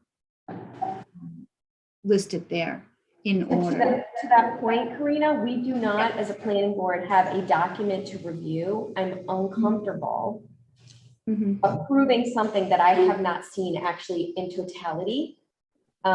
I do not want that coming back to bite us. So I need to see that totality of what was written. I don't know if we do it, how we would propose to do that. Ms. Latrell, Would you like me to try and we could do that now and insert it into a document, but there would still be small things like adding the, maybe 3 or 4 documents that were received, but I could take the current decision and put the draft 14 into it. But that's, up to the planning board to decide if they want to review it this evening. question to the chair again. So could we, if we did approve it, can we make the caveat subject to final read-through or something in a verbal agreement that will approve it, but it is subject to making sure there are no errors on the document?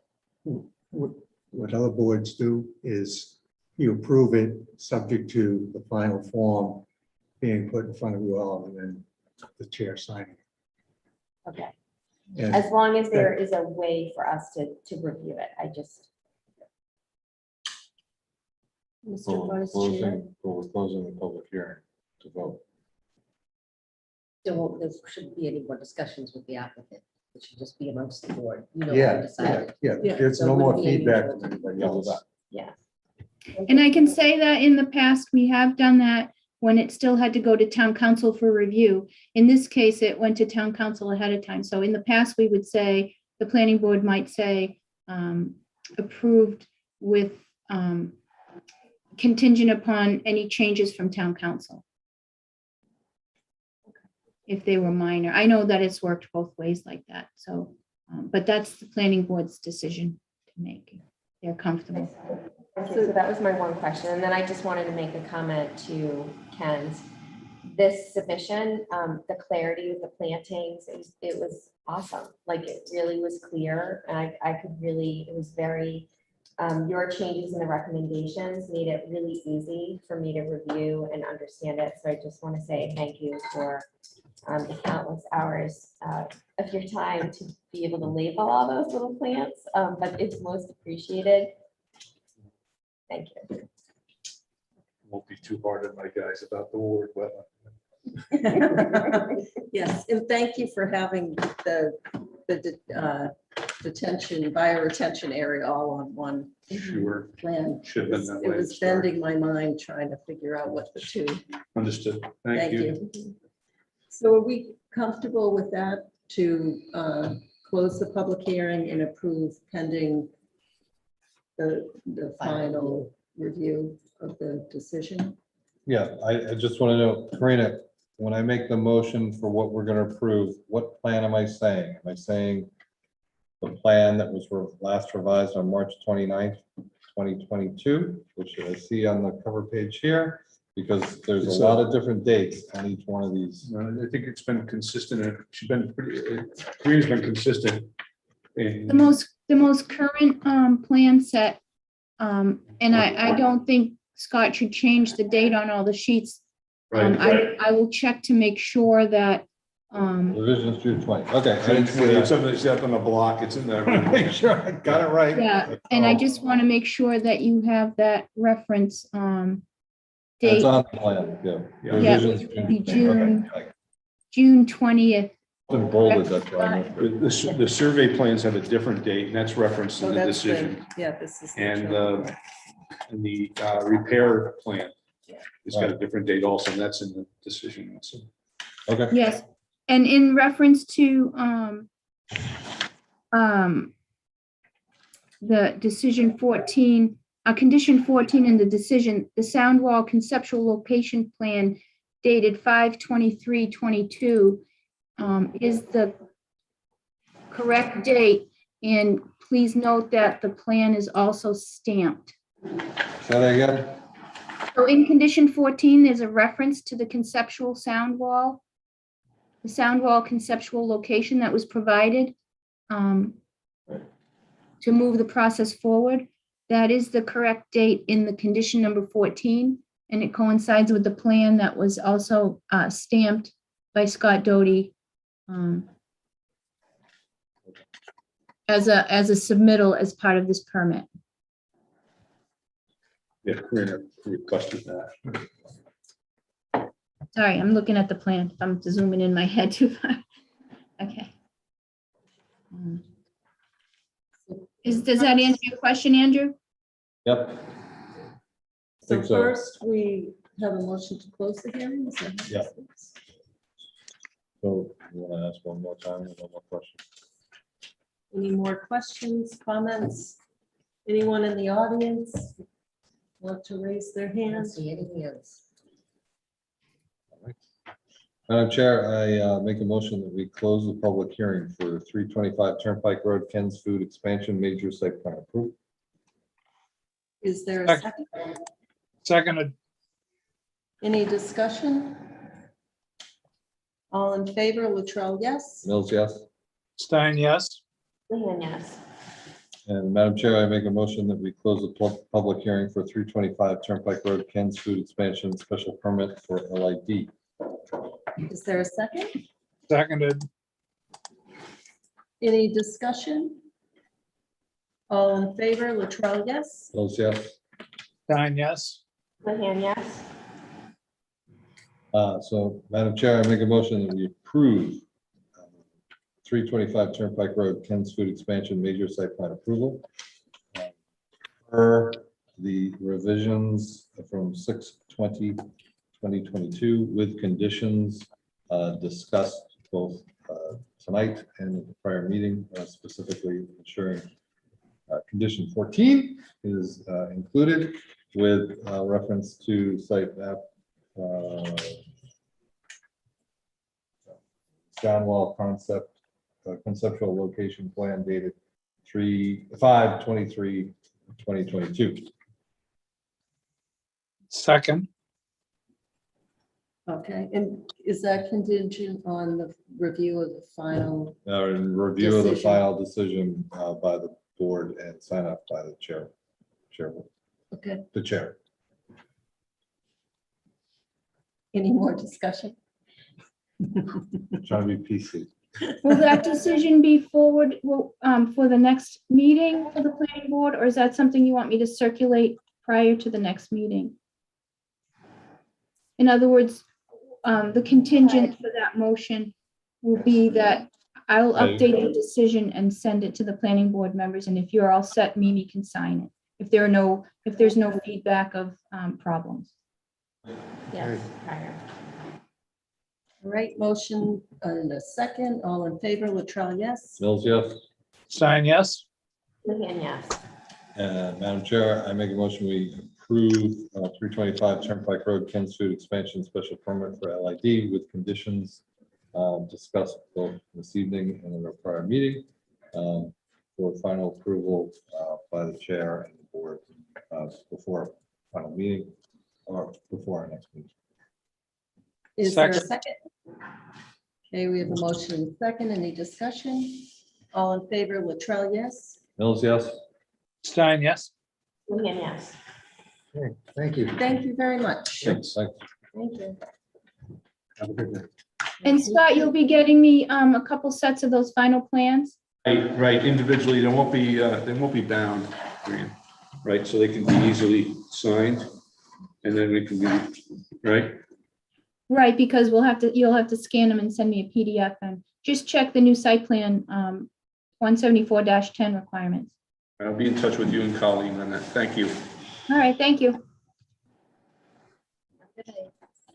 Right. Right. All right, next up. 200 Turnpike Road, Karina? So for 200 Turnpike Road, the applicant requested continuation. We received an email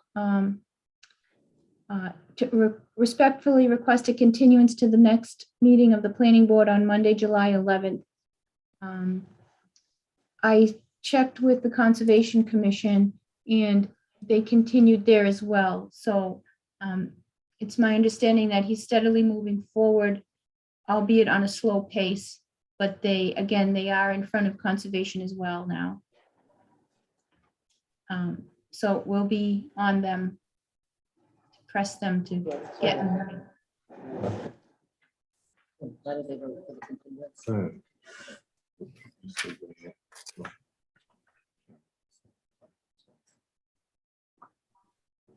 So we need a motion to continue. They're all set for an extension until July, hold on. Madam Chair, I make a motion that we continue the public hearing for 200 Turnpike Road, snow removal landscaping contractor facility, major site plan approval for July 11th at 7 p.m. Is there a second? Yep, second. We have a motion and a second. Any discussion? All in favor? Latrell, yes. Mills, yes. Stein, yes. Lehan, yes. And Madam Chair, I make a motion that we continue the public hearing for 200 Turnpike Road, snow removal landscaping contractor facility, special permit for LID for July 11th at 7 o'clock p.m. Did you say 7:05? No, 7 o'clock. 7 o'clock, yep, got it. Second, So motion and a second. Any discussion? All in favor? Latrell, yes. Mills, yes. Stein, yes. Lehan, yes. Excuse me. Quick question, is Mr. Mura still recused? From these two? Yes, Yes. from these two. Thanks.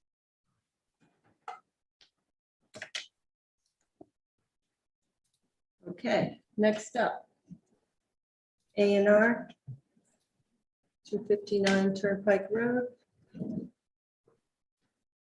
Yes, so would you like me to get you up to date on that?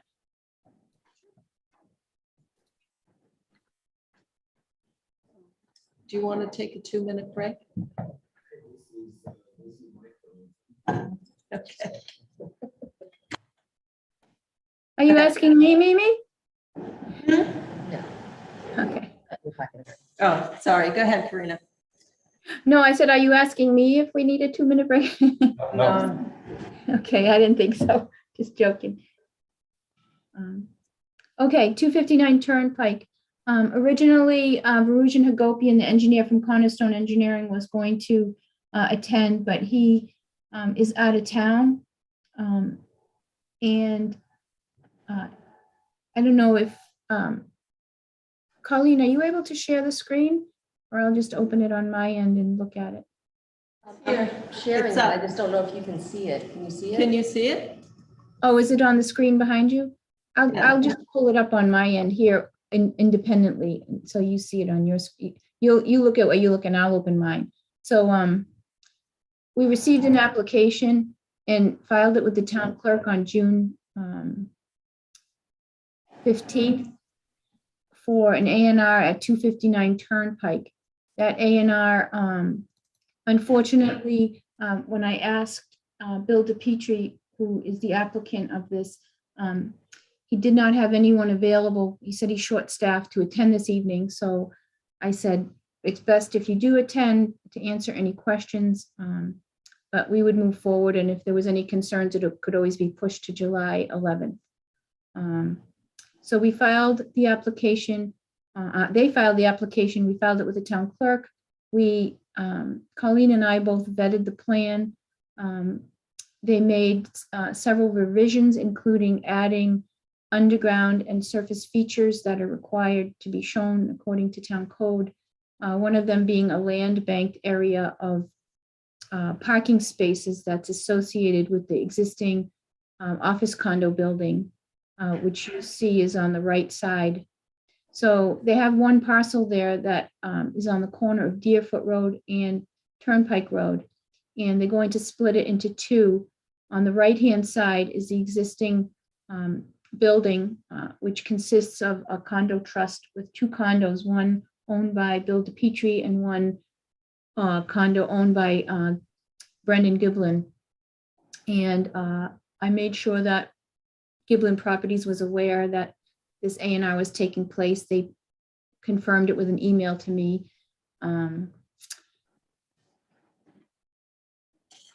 The project shares parking with the property to the right as well. However, the new property line that they're creating kind of diagonally and then perpendicular to Turnpike Road, it appears it won't be impacting the land bank parking that's located on the left side of the building. They're showing the wetlands. I believe it's their intent that the left side lot that's created on Deerfoot Road will be, is proposed to be a residential, a home, a house, a single family house. And therefore, if you look at the plan, there's a zoning table not only for business highway, but they've indicated for residence B, because it is their intent to put a house there. So they were showing when you're in a business highway and you build residential, it defaults to residential B dimensional requirements. You'll notice I also had them put Scenic Road on Deerfoot Road. There is stone wall along Deerfoot Road, and if that's impacted, they'll need to come back to the planning board for a scenic wall removal permit if it's on town right away. So that's pretty much the gist of it. So that's it, Mimi. Okay. Any questions from the board? Yes.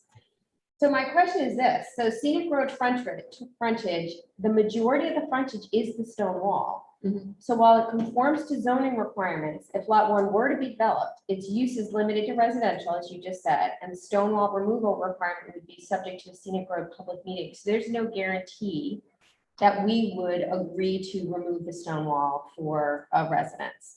Are they aware of that? Right, like I think it's subject to a public meeting, correct? Right. Okay. Correct. Yes, and it's similar to others that we've had. For example, Granuel Road, where there were several lots created, and they know that, you know, they may not build that lot right away. It does have frontage on a way, but if they were to come back, they have additional permitting, just like they would have to with conservation. Okay. And was there a question of whether the stone wall was actually within the right of way or if it's within their property?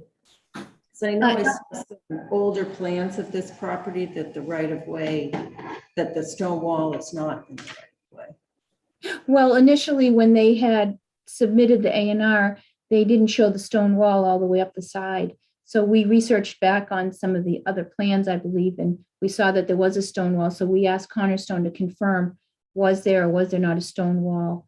And as you know, the stone wall symbol is larger than what the real life wall sometimes shows. So when the time comes, if they do proceed to want to build there and they are proposing a driveway off Deerfoot, then if they claim that the stone wall is not on town property, we have their surveyor provide a stamped letter confirming that it isn't, attesting to that, and that goes in the file.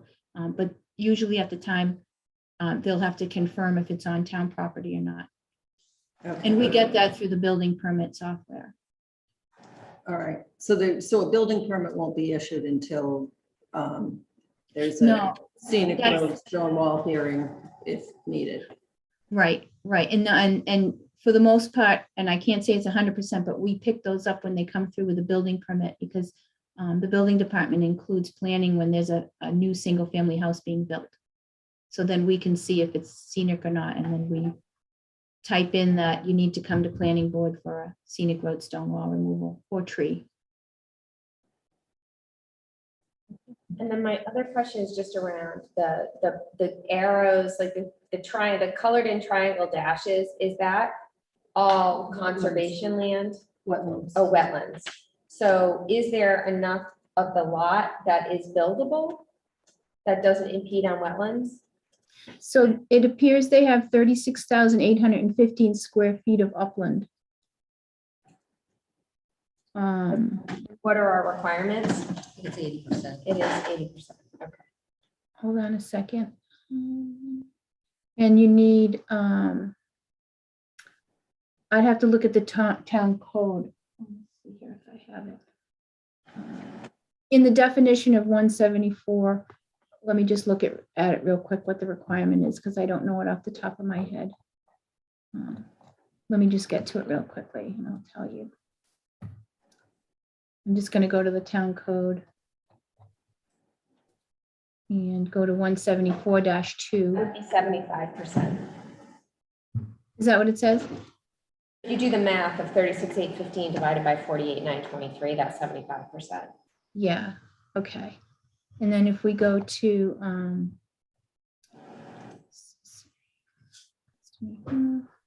just bear with me. I just don't have it off the top of my head. Height.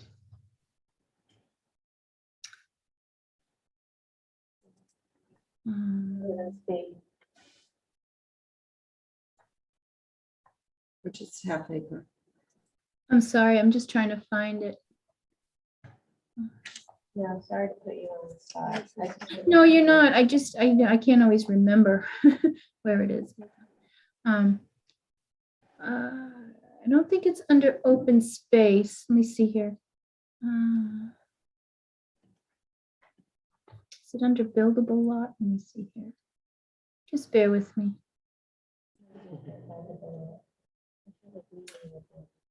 Butter of budding. I think that I'm starting to cabbages. Customary home. Just bear with me. Let me see if I can find. I know I've seen it in here in the definitions. I just can't find it off the top of my head.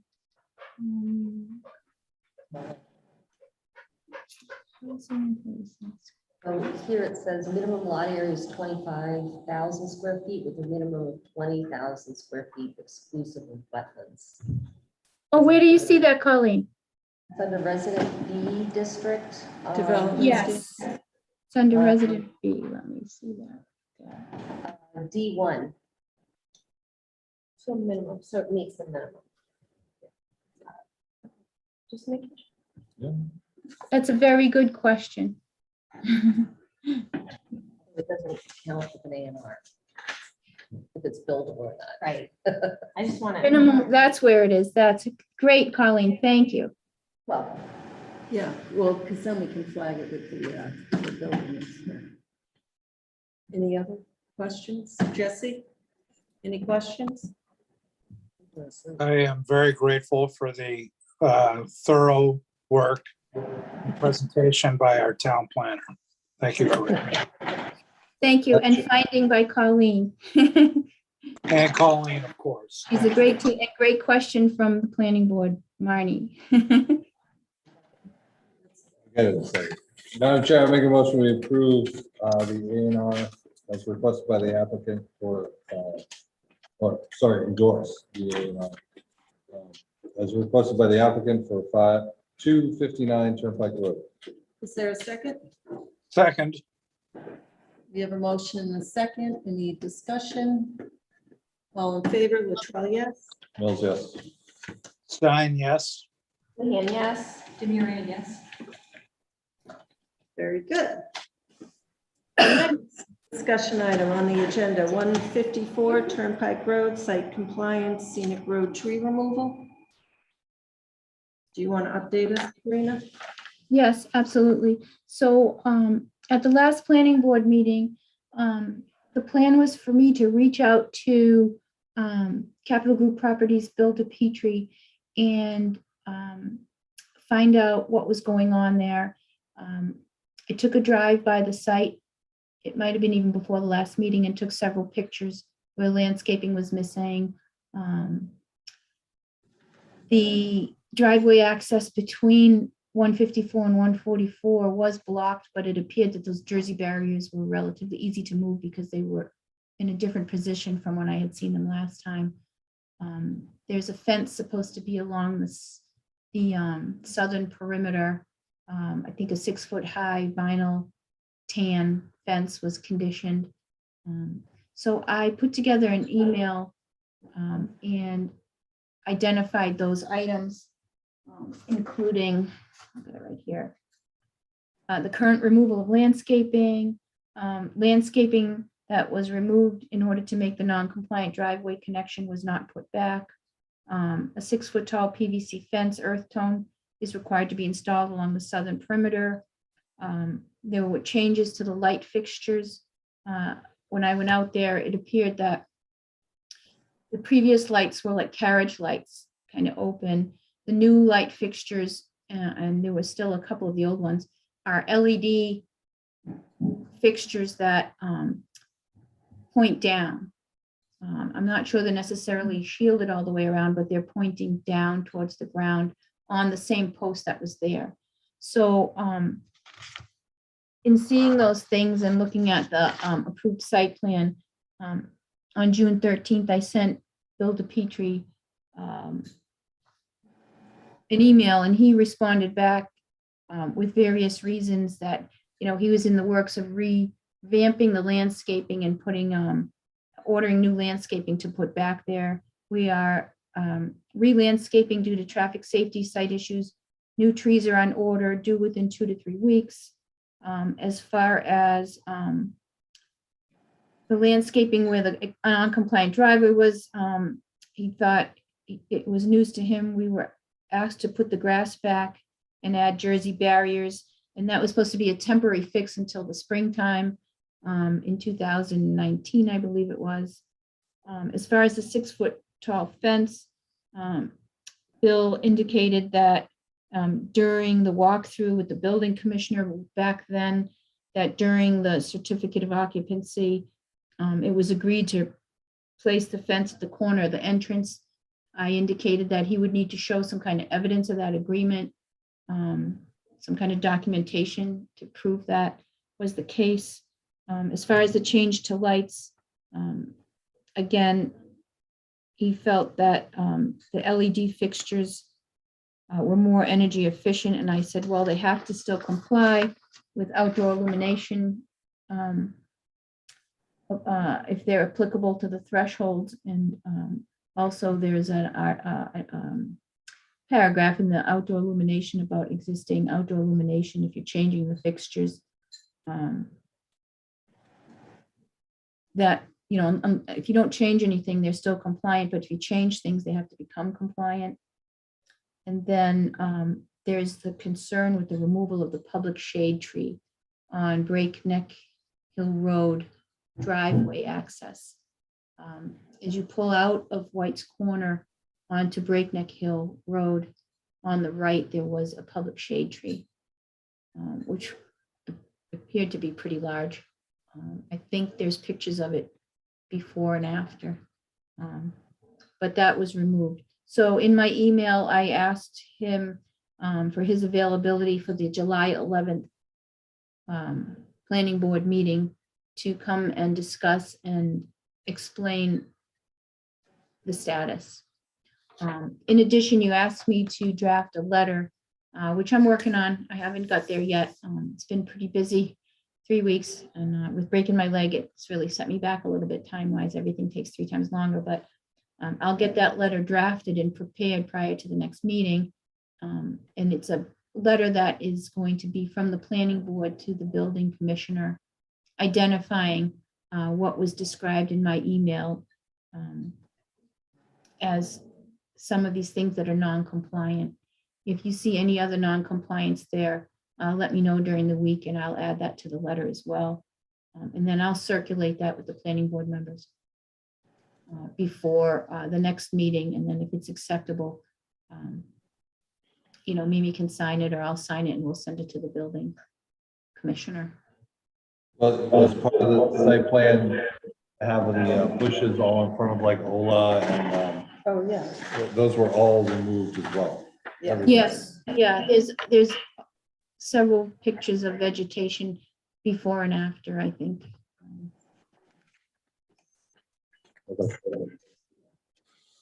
So all of these. So they still have the outdoor dining there, which was re-licensed recently. Store this. But outside of that,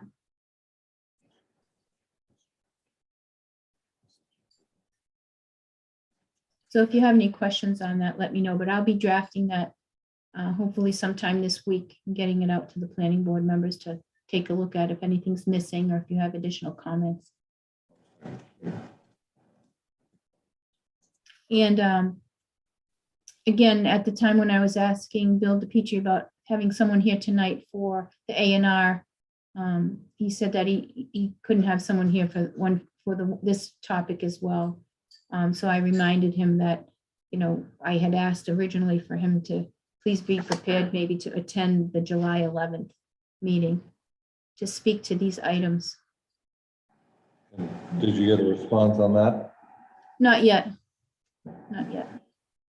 I Thank think you. I emailed that Friday or this morning. Just to be clear, when he was here for the modification prior, when the 144 was the The cut non-compliant driveway, yeah. for that, his site manager or construction manager, permit manager who was here on his behest agreed, after speaking with him on the phone here while he was at the meeting, to put the landscaping back as per the approved site plan and to install that fence as per the approved site plan. That was reflected in the planning board meeting minutes of June 3rd, 2019, which I had put up on the Dropbox. The public shade tree was evaluated by an arborist in November of 2021 and deemed to be in good condition.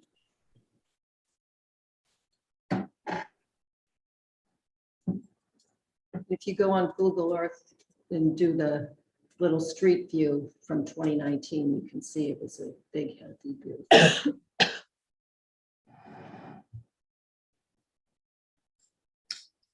So we'll Thanks have for to, following up, Corinne. Appreciate it. yeah, so we'll have to follow up on the mitigation for removal of a public shade tree like that. And how the planning board wants to handle that. If he gets called for a public, you know, it's requested that he submit an after the fact permit, which I have seen in the past, in order for some form of mitigation for the tree that was removed. We could request perhaps, and we can always check with town council, that he submit a scenic road public shade tree removal permit application to the planning board. So I think that if he attends on July 11th, and we can write a letter or something stronger that says we request your attendance at July 11th, as opposed to me asking, are you available? I can do that as well. The planning board is requesting your attendance on July 11th to speak to these, and then, you know, take the next step to let him know what's going to happen. Yeah, that's what she said. I would Yeah. support that. Yeah, yeah. Agreed. You know what I mean? Then it's more formal. The planning board is requesting your presence. That sounds good to me, Jesse. Sorry about that. Yes, I am in agreement. Thank you. Everyone? Okay. Yeah. And it's not to forget that the letter still has to be drafted to go to the building commissioner. That's work, that's in the works. Yeah. Okay. Moving on. School Street stone wall. So maybe I'll jump in back there, Madam Chair. Yep.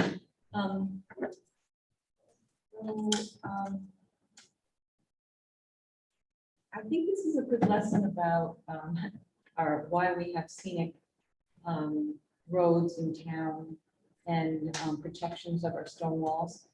So, and we'll also, sometimes you don't know what you have until it's gone.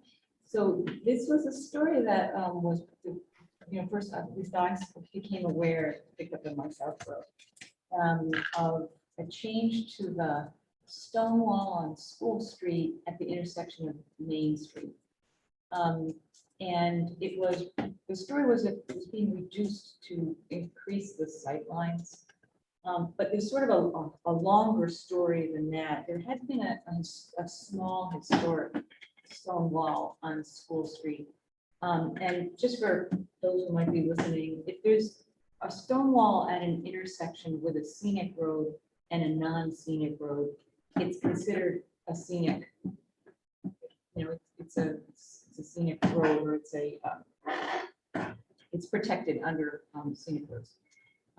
But it was removed evidently as part of maybe Complete Streets or part of the project, Main Street project, right? And at that time, really what should have happened is there should have been a plan to come to the planning board to discuss its removal and maybe, an equivalent that would look nice nearby. And in my mind, it's unclear whether the wall was put back in the same location or actually moved. See School Street up there, it's in the corner of School Street. Debbie, are you talking about stone wall that is along Main Street where the cannon is? No. No, that's not that area. Okay, because I know that stone wall was. Where the old post office used to be. Okay, across from Lattice Plama. Yeah, Breakneck. Okay. Yes. Yeah. This one. So it was a pretty, what year is this map actually that you're showing? Yeah, it was sort of on the corner. So it's protected because it was also on School Street, which is a scenic road. So as part of the road project, it was removed. And I'm not sure if it was relocated or whether a different wall was put back in that location. And the wall that was then constructed was put in, and it was kind of sort of took the turn from School Street onto Main Street, and it was very high. It was much higher than the old historic, stone walls, which some of them are so low to the ground, they're very small. So the story that was picked up on the blog was then that stone wall was further reduced because now it was built too high. And in my opinion, it looks like one of those walls that you get like in front of Hannaford Supermarket. It's just everywhere kind of wall. It was sort of a nice wall, but it really doesn't fit our historic downtown. So this is the second bite of the apple. They should have come back to the planning board to then discuss any part of removal of the wall. And I just wanted to read, let's see if I had it. This is section 15C of chapter 40. After a road has been designated as a scenic road, any repair, maintenance, reconstruction, or paving work done with respect thereto shall not involve or include the cutting or removal of trees or the tearing down or destruction of stone walls or portions thereof, except with the prior written consent of the planning board. So I just wanted to, bring this to everybody's attention because this was 2 times the town failed to come to the planning board. And this is kind of an interesting example because they took down a wall that was too small. They built a wall that was too big, and then they had to remove part of it. So now we have some wall that is maybe not something that fits the character of the town. And had they come to the planning board to begin with, I think that we could have helped them in designing, or at least first find out why they removed the wall to begin with. Maybe it was moved, it's unclear. This I think basically describes why we need scenic road protections for our stone walls. And it's just a reminder to the public that our stone walls are for public enjoyment. We don't want our downtown to look like Hannaford's, I don't think. And, you know, we all are in this together. And this is maybe why we need protections of our scenic roads, not just for the trees, but also for the stone walls. And I just wanted to, you know, bring this to others. I mean, Mr. Morris has mentioned some of the wall projects that have come before planning board in the past. And actually, I think in an example that he had given, it was a homeowner that hadn't planned on replacing their stone wall. I think they just took it down. So here we have a replacement, but it wasn't a good replacement. It had to be further taken down. So it's really a second violation. And I don't know whether, you know, I'm not suggesting that we need to do anything. Maybe we should look at it and see if it fits with now. Is it perfect now? Because they've worked on this thing several times and at a cost to the town, because they built it now twice and had to move it. But you know, this is where we need the protection. So why we need the protections? I can't speak to the Main Street project. Did they ever come before the planning board during that? It was brought to our attention, and the commitment was to restore the walls, specifically the one, the cannon. Yeah. Say and everything. Talk about not a lot of discussion on the So that may have come before. because that we had to, they had to dig a little bit into. Yeah, also note that might be part of a state numbered route there, if that's town or state jurisdiction, part of Main Street, because numbered routes, unless they start and end within the town, are not scenic roads, cannot be designated scenic.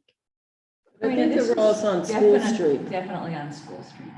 Okay, I'm talking about Main Street, the prior one, part of the TIP I project. think the TIP project actually went over there because that's where the crosswalk went.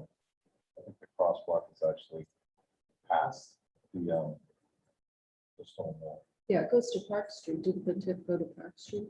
Yeah, it went all the way down Fourth Street, yeah, but that, I think that the crosswalk, I don't know if you can see it in that picture or not. I'm pretty sure it's past. I think it's before, Oh, is it? it is, if you're blocking from here then. I know. I know. Oh, yeah, it's right around there. Yeah. But that whole thing was done, that wall was done. So even if it's like a chapter 90 project, it's a scenic road, they still should have come to the planning board. Yeah. They should have, And should when have they, followed when and they used tore it Southborough down. stone. Yeah. But even when they, this time tearing down the destruction, it's a stone wall. Yes, that's correct. The law doesn't say that it needs to be a historic stone wall. So No. then when you erect a stone wall, the bylaw still applies, even though it was a fairly new wall. They should have still come back. Yeah. Yeah. Now it's got like a cutout of it to increase the Evidently, size. it's not done because Mass DOT has to come back and fully authorize it. You know, for- So just to be clear, you're talking about the wall at the intersection of Main Street and School Street, Yeah. Yes. where the new lights were put in, because I can't see the mapping behind you, and I wasn't really sure where you were talking about. It's on the side though of the old post office, which is now the building that houses like office space. So should Right at we, the intersection. should we notify the DPW and the select board that it's a scenic road and that they should have discussed that with the planning board? Cutting down a tree. I think we should have a process moving forward that when we do see things like this, we do document them and put it in writing about they didn't follow the law. Right. Yes. So I would agree that we put a letter together. I think what's very striking is that there's only really one law to follow. It's the same one for trees that it is for stone walls. So it's really not hard. So it makes it pretty easy. If you learn one, then you understand that the other applies right to it. So we should, you know, not only just document, I think that's a very good idea, Marty, But I think we should start thinking about what else can we do. Yeah, remediation, yeah, replacement. We'll have a guest lecturer coming next month, arborist, to talk to us. She can perhaps answer some questions about fines versus fees. I personally don't know that we have to have a bylaw in order to impose, make sure I have it right, fees. Fines are under law, you can certain dollar amount per tree, but many towns adopt them. Fee, how many dollars, what is the replacement of that tree? Right. It's larger than 8 inches, you can't really buy it at a nursery, a 12-inch tree, a 2-foot diameter, 3, 4, what is the value of that? So the towns have come up with their fees in addition to fines. And so I have a question in my mind, and for the arborist, do we have to have a bylaw in order to have fees? There's fees on other things that don't have bylaws. Hopefully we'll have a bylaw in September. Yeah. Yeah, but Which has fees and fines. fees and fines, yep. So do you have any comment on this issue, Mr. Stein? I do not. It seems like we do not have any other public hearings on the agenda this evening. So at this point, I'm going to sign off and bid everyone a wonderful evening. And I'm sure that Karina or Mimi can reach out to me if anything comes up that I need to be apprised of. Thank you. Thank you. So Karina, could we do a letter to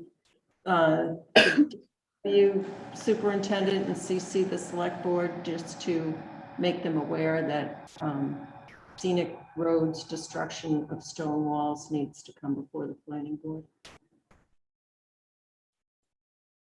Yes. And I will, Colleen, maybe you can precisely show me that portion of the stone wall you're talking about on School Street. Because I think I know what you're talking about, but it's not all 4 corners of the intersection. And I'm not sure because I thought the old post office was closer to Newton Ave, down at that end. When Andrew was saying the old post office. Do you have like a? It's right across, Right. School Street from that little strip mall thing. It used to be Kidsborough. It's just up from the nail place. So there's The old bank, the pizza place, the nail salon.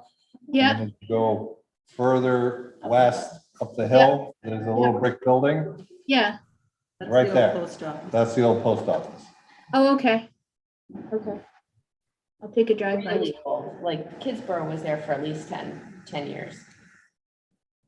Yeah, because my kids live there. Towards the townhouse.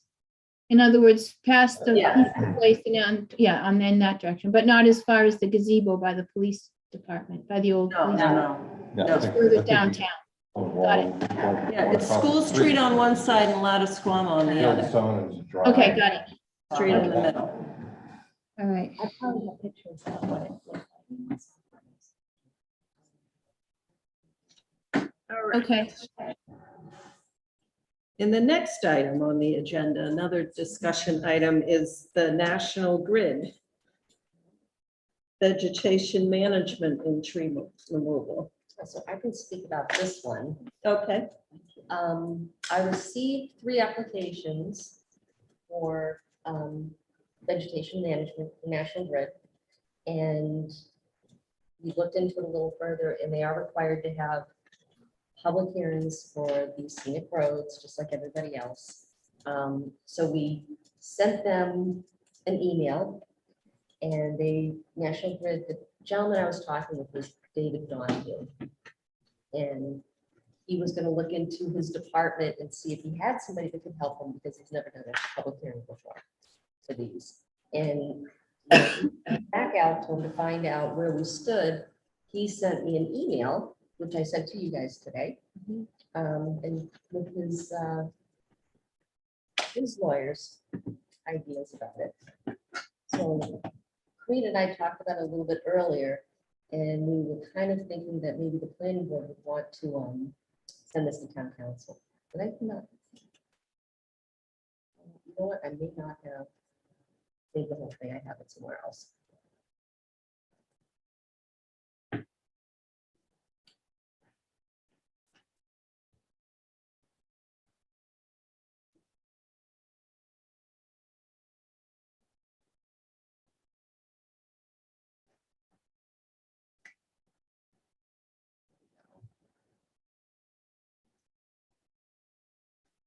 So I guess that's the question. Where do we go from here? So although their applications say trimming of trees, their line clearance specification says these specifications cover the cutting, clearing, pruning, tree removal, and herbicide treatment of vegetation along overhead electrical distribution lines and the corresponding substations. It covers everything. Yeah. They can do whatever they want. So they say trimming, but it can be anything. It's the vegetation management that they do, and you know what those trees look like. Yep. The big holes in them. Or they can cut them down, which that's definitely a.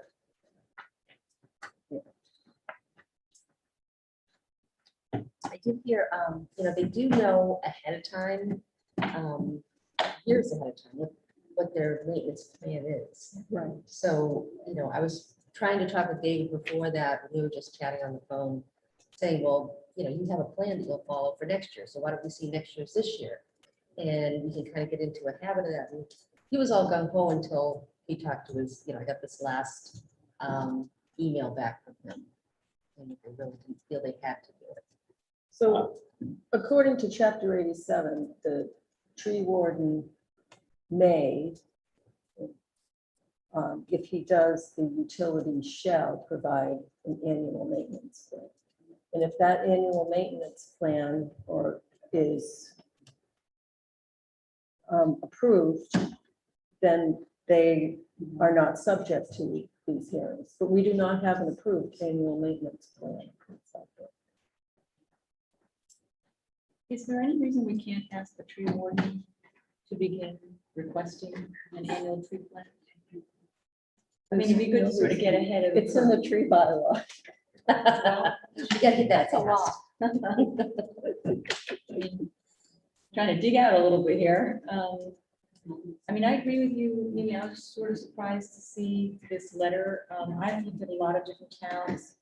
And I know that there is some language in towns that have tree bylaws, such as the one that, that the planning board prepared, where, utility companies have to come before the planning board like everybody else.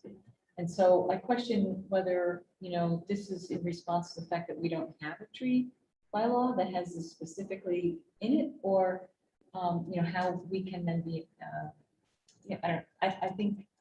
I don't know if there's a weakness there, I guess, but I feel that it's pretty clear from Mass General Law that, they need to come before the planning board, like everybody else, before any maintenance. And none of this is hazard. This is, as Colleen says, we know this years in advance. They know now what they want to do next year. So this is, I think, just putting a stake in the ground and saying, we would like to know what you're going to do to our trees before you do it, and then come and have it. Right. Well, I think that their attorney has a narrow definition of what comes before the planning board on scenic roads, and what they define as repair, maintenance, and reconstruction of paving.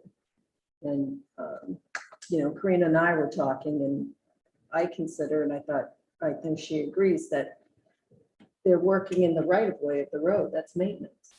Trimming trees in the right of way is road maintenance. The right of way is part of the road. So do we want to ask town council to battle their attorney? I agree. Well, and right now, isn't the tree warden the select board? Yes. So if we could maybe also, along with that, ask the select board to reach out to them to get a yearly plan. And invite us to watch the hearing or whatever they want to do with it. Make it a regular yearly thing. Well, it should be consolidated, right? Because they have to come to the planning board for the scenic roads anyway. Not with what Nina just said. They have an I think- approved plan. But I think the approved plan had to have been in a while ago. I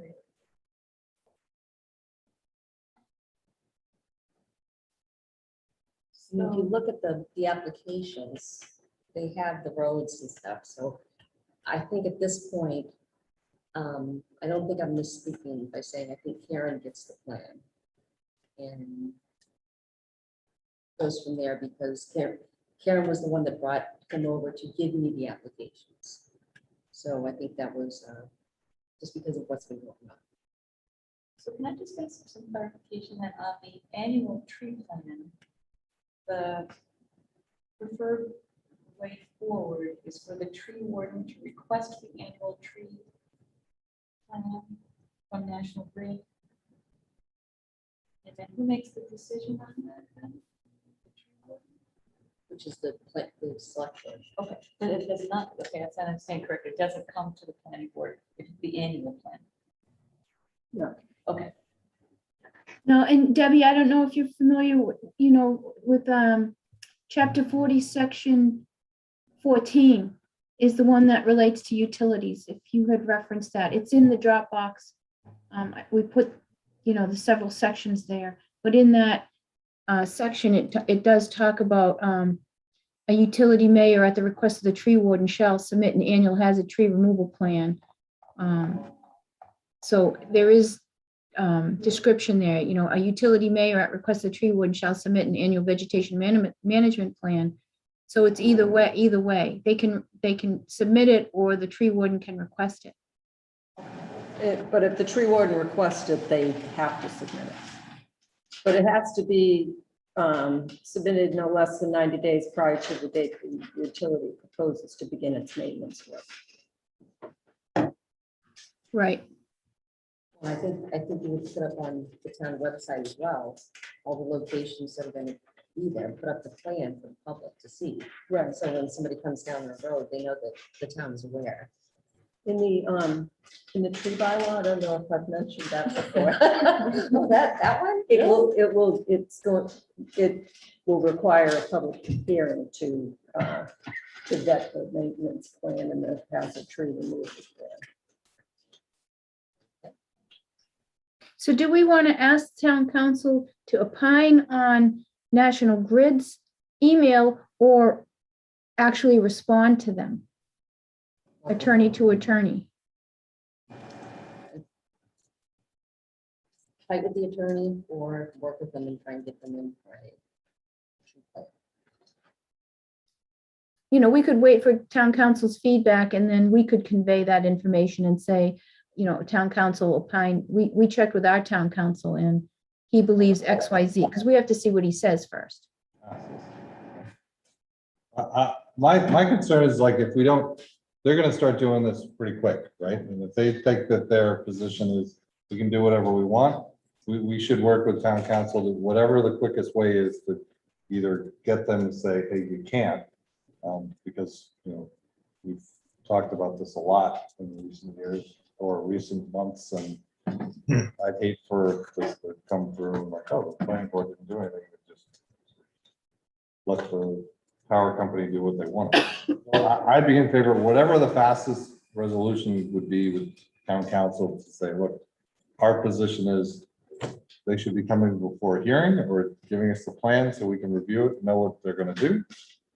And stop them before, if we're right, stop them before they start doing it. That's what I would say. Because otherwise, it's gonna come back to us, we're gonna send out a letter. They're gonna go forward, and it's not gonna be on the old. There's going to be 3 weeks between meetings. Right, Yeah. and then half the stuff is already gonna be done, and like, oh, sorry. All right. I'm in agreement with that. You got that, Karina? Got it. Colleen, you got that too, right? Confirming that. It's that, but it's also submit a plan for next year. So it's, yes, let's resolve this year, but let's get on the path. That's exactly where Okay. I am. I'm like, I don't want to do this again. Right. You know Well, what so I mean? think that we could send a letter to the select board and ask them to request a plan Okay. from the utility, a hazardous tree maintenance plan and a maintenance plan or whatever they're called. I think the main thing with Hazardous that- tree removal plan and annual vegetation management. I just want to make a plug for, when we get these plans, it's really important to have people look at them. We're having a qualified arborist who can kind of decipher some of this stuff, because it'll be public and us and others that are looking at it, but I think it would be really great to get ahead of the curve. Very good. Next, tree protection bylaw on scenic roads. Oh, apropos. So at the last hearing, we talked about how difficult it is to determine the right of way. And I reached out to Sam Stivers, who's on the what is it? Select board. MWRA advisory board and the select board. He's on a lot. I was being flipped, but he's on a lot. But the Surprised he's not here. Yeah, he was Is that fine? he was online for a while.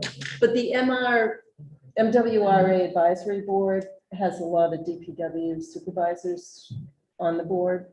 And a lot of towns, that is who are tree wardens, or it's under the DPW.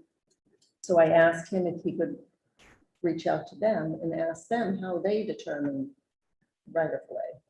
And I guess it's kind of the same thing. It's on a case-by-case basis. You look at stone walls, where the telephone poles are, fire hydrants, that type of thing, and try, and if it's close, the tie goes to, it's a public shade tree, and the homeowner has to prove that it's not. So I guess that's, and on newer roads where there are, subdivision plans, we can tell pretty easily. It's the older ones that it's more difficult. So that's not unique to Southborough. That's just the way it is. Yes.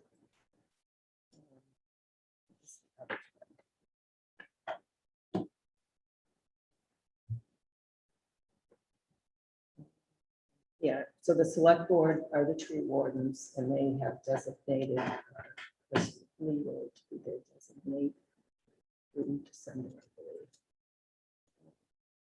And I'm still working with Lisa. I went away, she went away, to put some type of a policy in place ahead of the bylaw passage.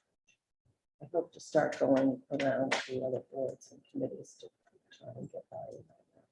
I want to ask a question. Do we need to take a look at it? I know you've looked at it so much, but do we think it's in good shape to start education and working with Conservation Commission and Historical Commission, try to get the bylaw passed, or does it need another look or any modification? Oh, sure, look at it. Well, I just want to bring up something, because I really think that we need some education. And I'm still kind of disturbed at, like, one weekend, I think when the One Sears Road was clear cut, we realized that there were a number of public shade trees that were taken, maybe 3 or 4, but there were several close to the road. And, you're not sure, right? But when you go back to Google Earth or Google Maps, you see them. And there were stumps, but now there's no more stumps. And there was other examples. There was I can't remember, if it was Parkerville, I think there was Pine Hill. There was a number that have been not clear cut though, but Sears Road, One Sears was a clear cut situation. A while back, I had talked to Melissa Danza on the Conservation Commission, and she mentioned to me that she puts together kind of like a welcome packet or something like that to new homeowners. And I thought, well, maybe we can put something in there about trees and not clear cutting. And there's some certain rules about when you're gonna, you move into a new place and you wanna, you want your nice big lawn, you wanna take down a bunch of trees. You're allowed to do that, right? Because you own the property, but there's some principles about even on private property. Maybe keep a stand of trees. Maybe if the tree is greater than 4 foot in diameter, you try to save it. It's just principles. You can't tell a homeowner what to do. But homeowners just, I think, may not understand that public shade trees are for everybody's enjoyment and they don't actually own them. Right. And so how do we get out the word about that? And I think it's a problem on private property as well. I know that's not popular for town meeting. But I think everybody that looks at 1 Sears Road feels very kind of disgusted for one reason or another. For me, it's because they were, you can do anything on your property, but those public shade trees add to the value of the homes on that road. That's a perfect example of a beautiful corner lot that no longer has public shade trees. So I'm just wondering whether we want to, kind of look at it again and see if there's anything else that we could add, or do we just want to stay away from it? I like the idea of adding something for a welcome packet or some sort of educational stuff. So, I'll take a look at it because I feel like you did a lot of the stuff, but I feel like I contributed a little bit to the bylaw. Yep. But to see how we can pull out the key educational pieces, because I think we did get some of that feedback around either through the select board or through other mechanisms of what people are confused by. So public right of way, what is a public shade tree? Why are we doing it? I think the environmental issues as well. And maybe it's some sort of really simple flyer or something, but I'll raise my hand to see if there's something that we can pull So I did do together. a frequently asked questions, or a Oh, yeah. fact sheet thing, so I'll send that to you and. It's also usually in a building department. People come in there and they want to see the building jacket when they're buying a house, see if all the permits were done, make sure everything was permitted and whatnot. So most building departments, those are new people coming in. And they usually have a list of, these are things that need permits in town. And there's a list of them. And it's very easy to read, and then you can go and look for the details. But you don't need a permit for carpet, but you do need a permit for cabinets or a tree in the room, just a thought. I know some of those things already exist. I know about that. Yeah, so 2 things I can add to that. A few years ago, when we did the tree bylaw, I think chapter 153, because we were doing Tree City USA initiative, right? So there was information from the Arbor Day Foundation and the DCR that had good information, Marnie, what you're alluding to. I think they talked about some of those things, the definitions and, why, and what Debbie was talking about, why are trees so important, and that whole education side. So those 2 websites, the Arbor Foundation and the DCR, have resources like that already that we could probably use. And then number 2, as Colleen, when you were talking about a list of permits, the EDC, probably like 3 or 4 years ago, created a permitting guide that a few months ago, the intent was for the departments to look at it and update it and all that, but it kind of fell to the wayside by all the departments for now because everybody got so busy. So that's there as well if you want to tap into that permitting guide. Those copies are out in front of the planning office. There's a bunch in the EDC. So just so you know. That's a good idea, because I was even thinking, it's time to start thinking about Tree City USA, right? Yeah, yep, you got to do that, before the end of November, December timeframe. Comes around really fast. Yes, it Oh, does. In the bylaw, I know I need to tweak the language around tree warden because it's the select board, so that needs to be. And then the other thing was the revolving fund and how to best do that. Yes, that was still the lingering question. I had spoken to Carla probably like 2 months ago when this was, or 3 months ago when this came up. And, you know, there's this confusion, like the revolving fund is the only way to do it. Town council still recommends that's the proper way to do it. There was some undertones from accounting that, you know, the town is trying to get away from revolving funds, but there's a whole list of 10, 12 revolving funds that exist now that are being used. I mean, that's actually where you want to put where you can put all kinds of things and then use it for other things, as opposed to the donation fund, which is probably. A revolving fund. Well, I think that's what. That's why they try to get rid of them. So I think it's a separate warrant article, but we still have your email in the queue to answer that. Revolving, what's required to get that on the warrant? I think it's its own warrant article. But we'll confirm. And then Scenic Road. Scenic Road, so I reached out to, so I had a meeting with Kevin Miller, who is the chair of the Historical Commission.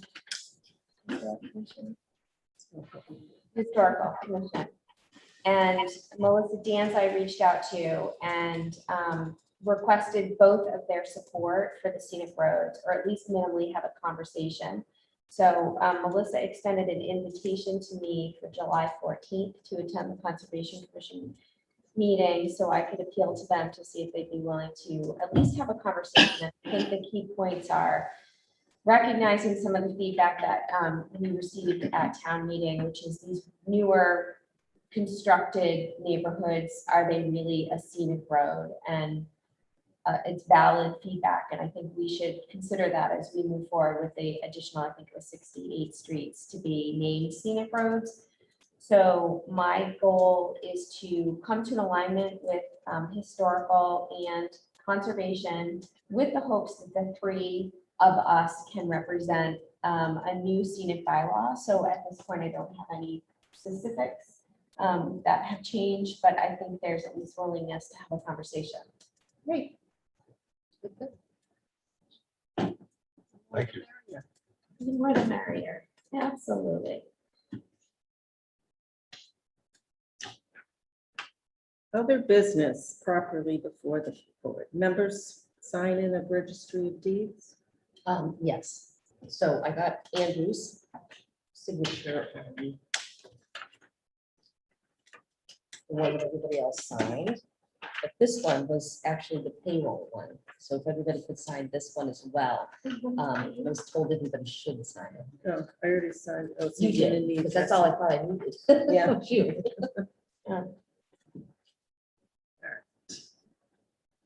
And while the autographing is going on, the planners report. Sure. Project updates. So we met with 250 Turnpike Road, which is currently office condos that they're converting to storage facility. Just a quick update. They're preparing an application for, I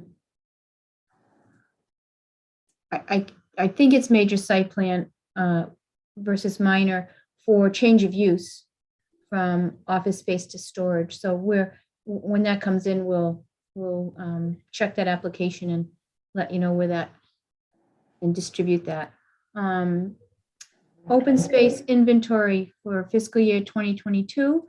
I'm expecting a draft report on this Friday from Lucas Environmental on the 7 locations that we contracted them to inspect. We got a few calls here and there from different parties asking questions and providing input. So we'll, when that comes in, we'll schedule them to get on. I'll do a review of it and make any revisions, suggestions to them. And then when they finalize the report, then we'll get them on the agenda to present this year's open space monitoring. Again, they'll anticipating a substantially complete report on Friday.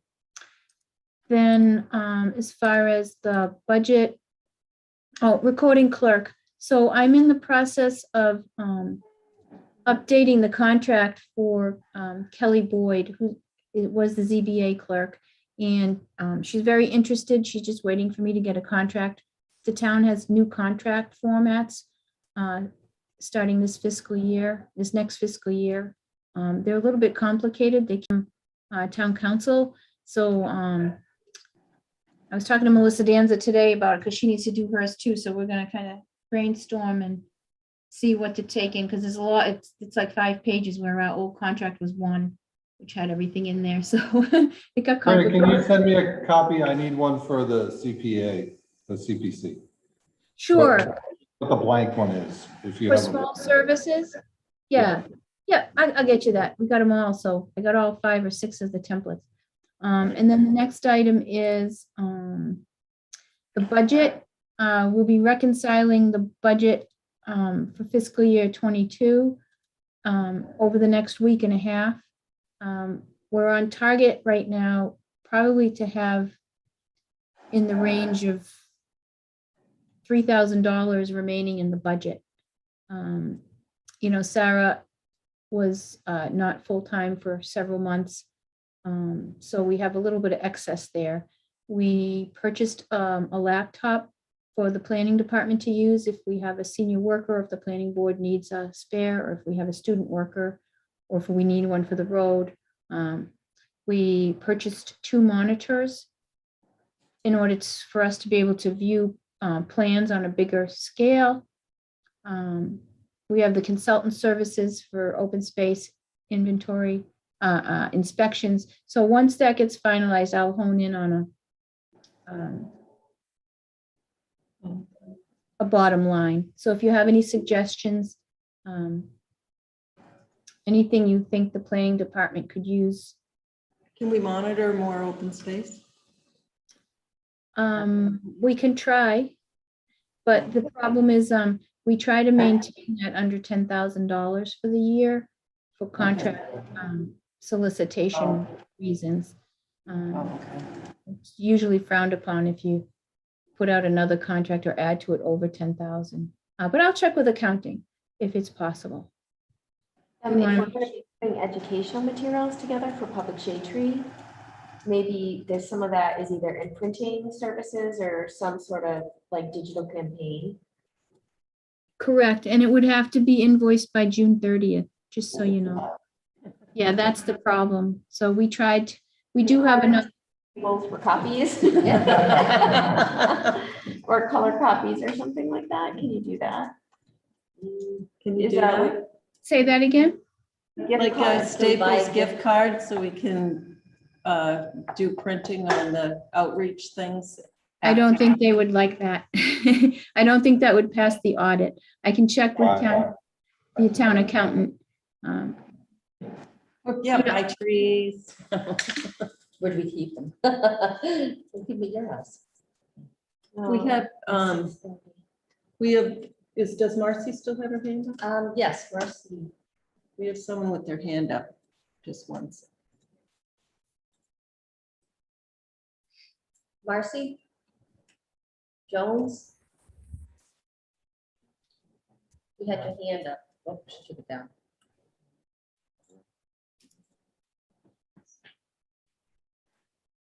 Marcy, if you have a comment, if you could raise your hand and we'll bring you over. Oh, she's over.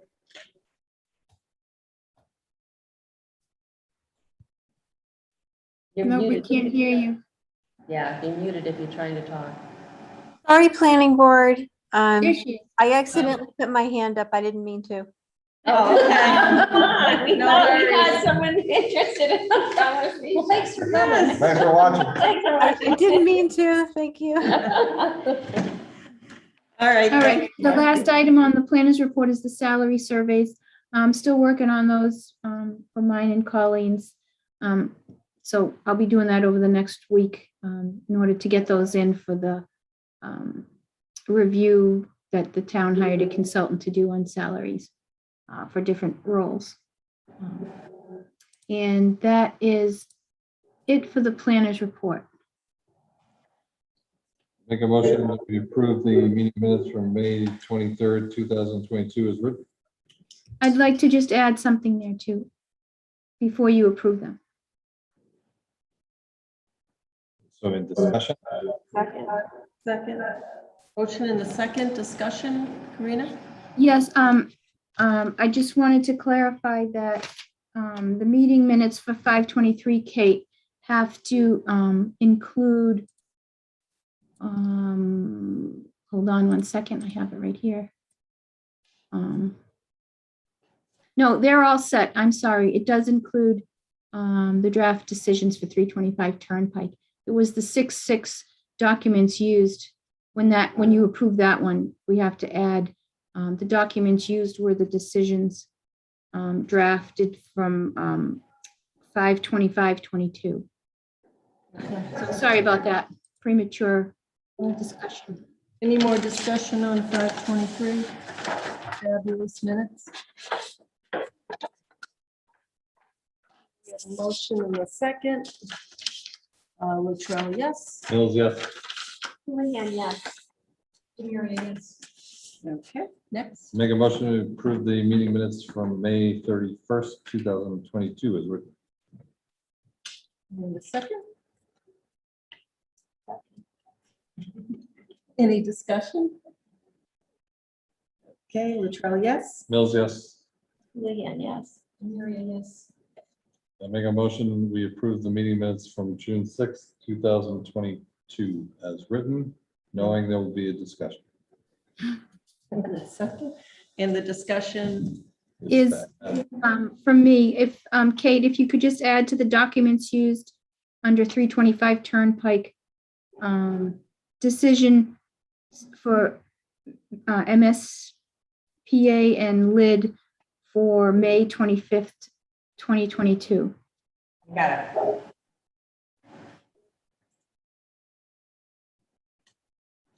Anything else? Latrell, yes. Mills, yes. Houlihan, yes. Yes. Next meetings, July 11th, 2022 and August 1st, 2022. I just have a quick update. Yep. I extended an offer to Christina Bezanson, who grew up in Southborough. I mentioned her previously. She's an arborist, teaches at UMass, and she gives a small talk on urban forest management plans, and she's able to join us that night on July 11th. Great. She'll be here in person. Awesome. And I did mention to her that there's a hearing at 7:05, that she'd be after the hearing sometime, and I don't know what, exactly when, but as we get closer on the agenda, I guess we can give her the time that she plans to be here in person. Will she be after the hearing? Well, I think 200. 200? We said that was We didn't 7 know o'clock. at the time. we Yeah, were- but if there's something Oh, else, is it like an 7 A&R comes in and We whatnot. set it for 7 o'clock. Oh, did we? Well, But because if there's there's no- business 7:00 first, you should do that. update on the last- Like if there's an Oh, right. A&R that comes in, that would go before a presentation. Right. You know what I mean? So if we set it for 7, can we have her before that? Before? You want to start at 6:30? Wait, what day is she coming? July 11th. July 11th. Did I say June? I meant July 11th, the next meeting. You could certainly start earlier if everybody wanted to, before 7. She said she's available earlier, like, I think I asked her when, she said, she'd be available at 6:30 or something. She's traveling. I'd like to just point out that this morning at the Shopsy meeting, they are going to have a 6:30 meeting that evening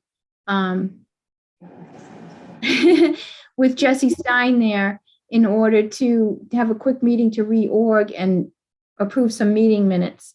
So Jesse Stein wouldn't be able to attend if you put it at 6:30. But we'll know closer if 200 Turnpike is going to continue or not.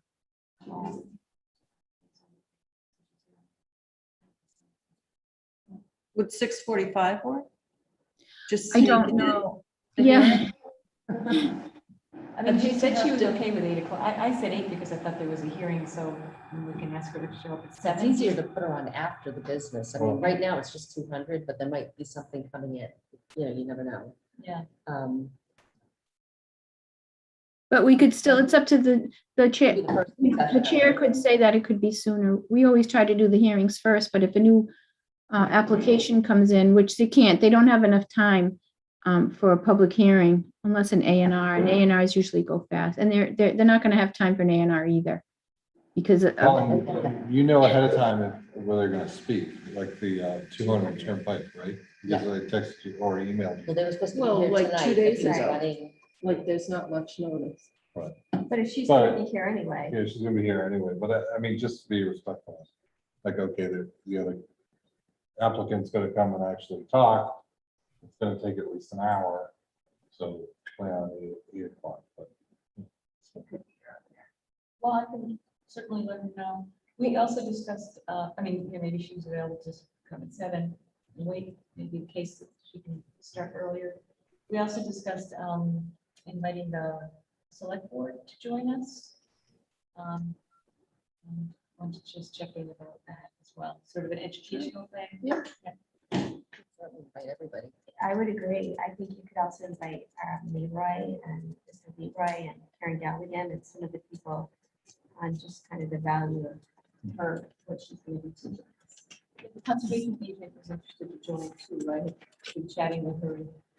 So maybe, yeah, just send out a little invitation. Hey, we're doing this. It's gonna be great. You're Yeah. welcome to come. We learned something. Yeah, so I say 8 o'clock for now and then. Okay. Well, on the agenda though. Put Yeah, but it, she's not a hearing. It's only the hearings that happen. oh, yeah, Oh, just discussion. It'll be discussion. before you adjourn, I would just like to say one more thing. I'm sorry. I want to thank Kate Battles. This is her last meeting minutes for the planning board. And I'm sorry to have her, I'm sorry to see her go. She did a fabulous job. She really shortened the workload for the planning department by doing such diligent meeting minutes. I know where she lives. Yes, I second that. You do a fabulous job. I appreciate it. It's been almost 4 years, because I keep looking back, I'm like, oh, I've done just under like 200 sets of minutes. Wow. You guys are an incredible board to work with. Thank you for being so supportive. I've learned an absolute ton. But it's been a pleasure. And I speak so highly of all of you all the time to everybody I see. So I'll be downstairs, so come visit. And I know They come vote. I know how difficult it is, because when I was on the ARPA committee, I did minutes a couple times. It is so hard to do. It took forever. It does When you're on the take a while. committee. And I didn't do good ones like you. Yes, of course you did. Yes, of course you did. I posted them. Yes, you did. No, I didn't. But no, I do, I strangely, I have really enjoyed it and I've just learned a ton. So that's been really a lot of fun, actually. So thank you. What do you do? Yeah, thank you, Kate. I work for the town clerk. I have for a good amount of time as an election warden and at town meetings, right? And so then he told me and he needed a little extra help down there. So I'm like an assistant to the assistant town clerk. Yeah, it's great. It's really fun. So You've been awesome. thank you so much. I really appreciate it. I do. It's so nice. When I was in college, I worked one summer in the Acton Town Clerk's office. So if you need any help. I know, I have 2 of my kids work a little bit down there too. They started during COVID, is that they worked at the elections and stuff, and it's been great. It is great. But I love working for Karina. I've loved it. It's been great, so. Well, thanks. And your children are charming as well. They're Oh, always thank so you. polite and so courteous. Motion to adjourn. Is there a second? Second. Any discussion? All in favor, Latrell, yes. Hells, yes. Houlihan, yes. Mary, yes. Thank you all. Thank you.